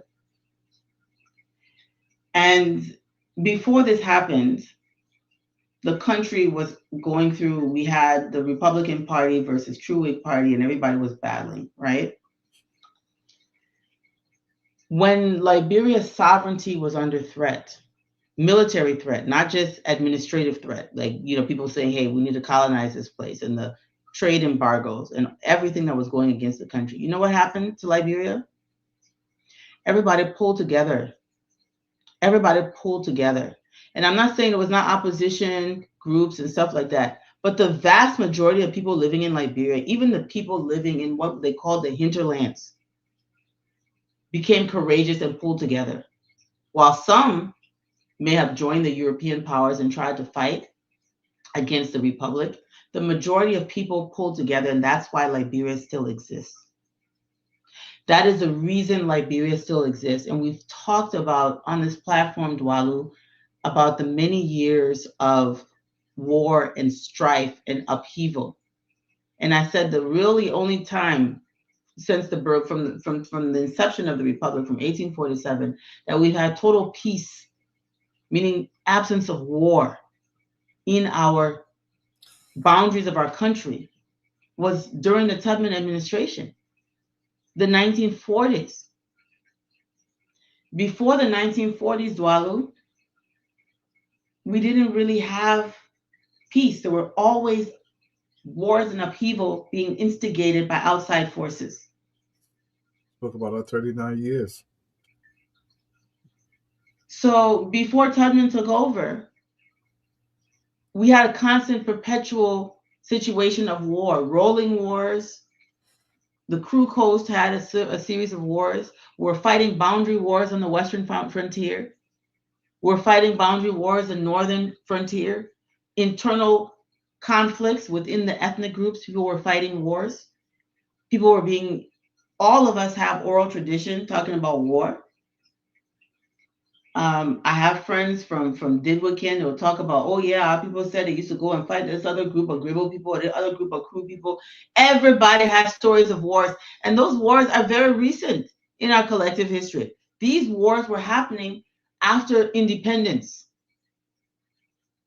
So Liberia has never really been able, and a lot of it was being instigated by outside forces in order to justify that Liberia needed to be incorporated into the colonial powers. There's letters written by French people saying, oh, some of your natives have invaded our territory and raided and killed people. And then they would be sending people across the border to kill our people too. And then you can't control your natives, we will, that kind of thing. And that's basically, I mean, seriously, it would send people to slaughter our people. Yeah. From their territory, and then that would happen, and then there would be retaliation, and then they would say, oh, here's justification. The Liberian government can't control its natives. They're killing our people, that kind of stuff. Yep. So there's all this correspondence I've read, and it's sickening because in the same breath, they knew that they were instigating these things. Of course. Liberian people need to know this. I think if we knew this, we wouldn't be behaving the way that we do. We would appreciate that we have a country at all. I think if people knew from 1847, but really since the 1880s, it got really bad. All the way until the 1930s, the late 1930s, even during Edmund Barclay's era, they were still instigating conflict. It wasn't until, even when they signed the Firestone Agreement, then they needed labor. They started trying to calm if we let the people all kill themselves, we won't have labor for Firestone plantations. So let's stop the wars. Let's stop instigating wars. It's the way that people mess with us, It's always the divide and conquer. If our people were not strong, and if our people were not intelligent, if there were not people among us who saw the game, if there were not people among us who saw the game they played, we wouldn't exist at all. Some of us wouldn't even be alive, would have died. Our ancestors would have died. Our great-grandparents wouldn't have been born, and none of us would be here. That's right. So we need to really understand the impact of these people and their decisions. But I just wanted to share that video just reminds us, and just to stand on yesterday's message, my people, our forefathers in so many ways were wiser, more diligent, and had more valor than we do. If they had been like Kuyate, there would be no Liberia. If they had been like Yaka Koluba, there would be no Liberia. I think that's politics, yeah.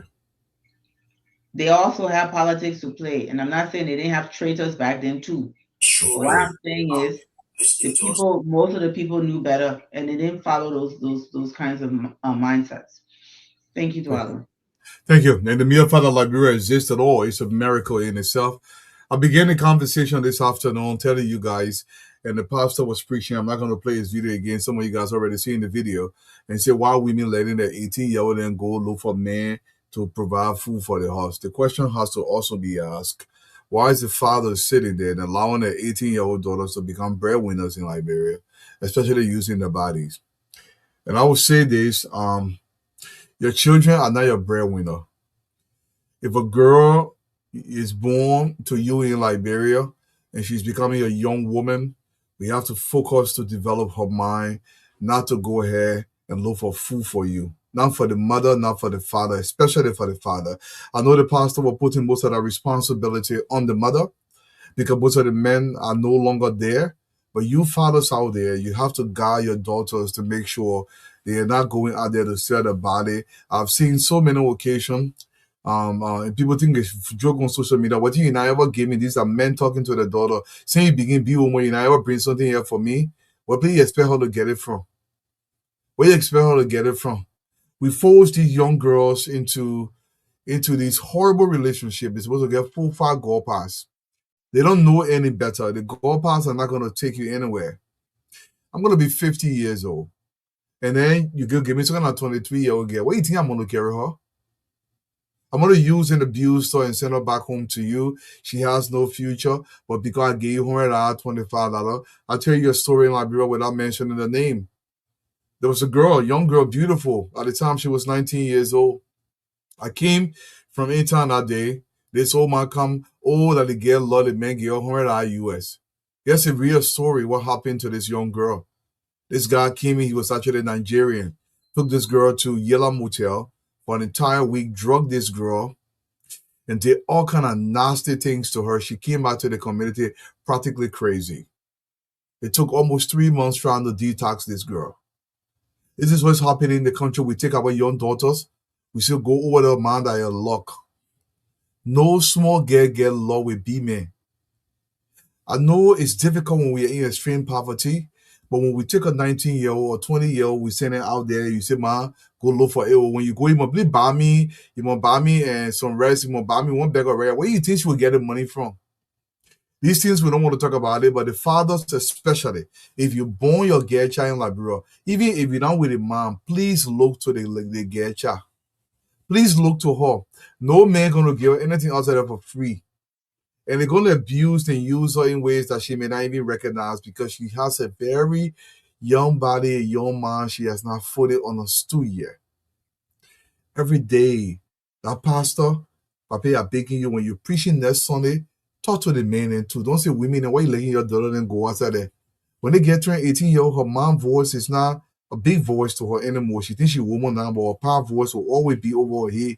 And you got to be part of raising that little girl. Our daughters are not our breadwinners. We gotta stop this nonsense in Liberia, believing that because you get a child now, the child's gonna take care of me. That's not what it mean. What it mean back in the day, she gotta become a woman. She marry a proper husband. She has a home. Then she can say, I go and see my mom. She can carry bag of bread to her mom. But now when she's young, she don't put nothing in her head to learn anything to develop herself. You say she will go outside there and go hustle. Hustle where? Our people will baking you. Let it get and grow up. Let's make more. My CSA, I shouldn't say Ellen Johnson, sorry. Let's make more call. Let's make more Alabeki kick out. Let make more Nije, what the girl name, the Dr. Nije, I forget the last thing. Let's make more of those women to be able to transform Liberia. We're begging you who for. girl children are not your breadwinners. Call before I close. Yeah, I I wasn't I was gonna just let you finish and we close, but I gotta say something.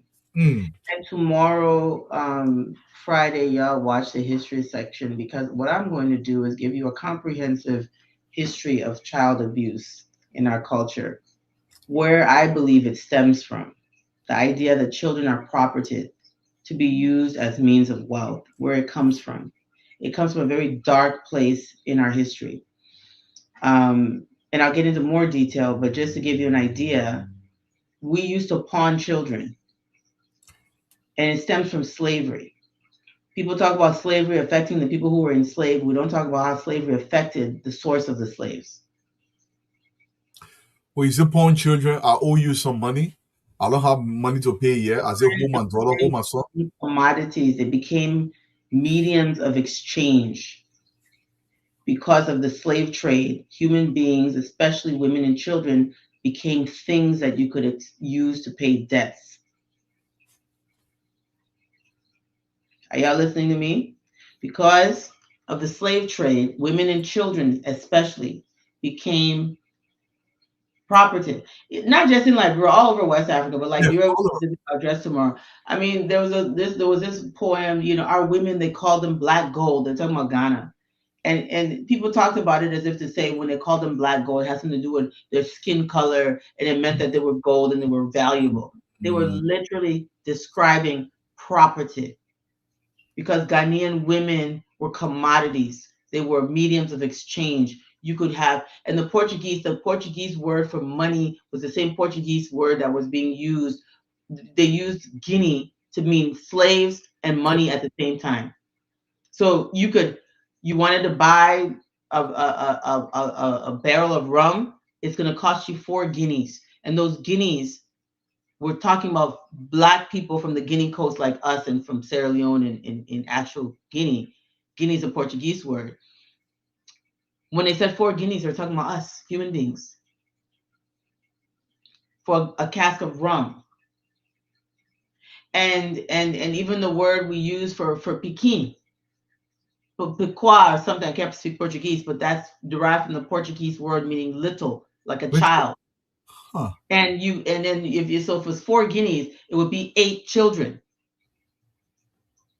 8 Pekin or Pequa. So you could sell. So the humans were now chattel. Not chattel. They were chattel, and they were also articles of exchange. Wow. So instead of bars of iron, you now are selling people. And so if you owe somebody money, the Amistad captives have when they were interviewed, one of the girls that was taken, which would have come from Foya, a Kisi girl that was taken on the Amistad, the famous Amistad ship. Yeah. She explained that she was pawned off by her uncle because he owed a debt. So her uncle gave her hey, I can't pay you, but take my niece. Take my daughter, essentially, because in our culture, your child, your niece or your daughter. So literally, if he pawns her off, to the whoever he's pawning her off to, literally can do to her as he pleases. That's literally. Property. And so now he can sell it to a slave trader to pay his debt. He can take. Go, I'll see you tomorrow. I see you tomorrow. So you see why they're sending the children to go sell themselves, or sending the children in the street to go sell donut and cold water. You seeing it? That's a legacy. We got to break that. It's of a dark period in our history that it didn't come from the war. No. It was something that has been we're trying to control it, but it comes from such an old place, and the mentality has to be changed. Got a lot to learn, folks. Once we know where it comes from, we can change it. I agree. History is important, guys. It will determine how far you grow, literally, how far we go, and whether or not we know ourselves. Once again, man, it was a pleasure today across this country, man. Y'all, thank you. You have a great day. God willing, see you guys tomorrow.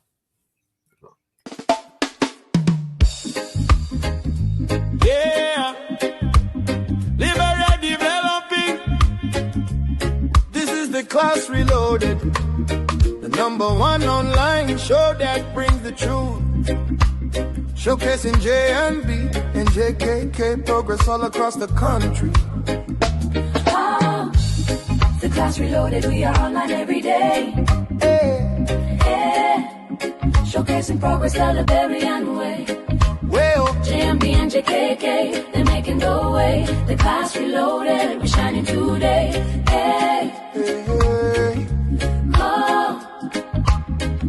From Monrovia City to the other counties, development talk shake the country. We talk the truth, we don't lie. The rescue mission making people smile. Roads getting better, schools better, electricity stable, no more hoping. We see the change, we see the light. Unity party doing things right. Who talk the facts? The class reloaded. Who bring the vibe? The class reloaded. Support development. The class reloaded. Who better arise again? Oh yes we can. Who talk the facts? The class reloaded.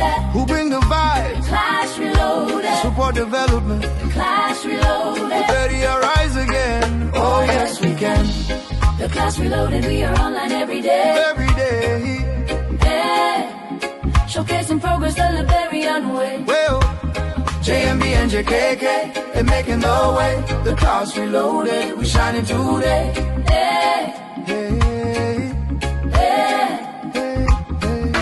Turn up the sound, let the people dance. Liberia progress, we get the chance. No fake news, we bring the proof. The class reloaded, always in the booth. From social media to the street corner, everybody talking about the new order. Respect to the hosts, they keeping it real.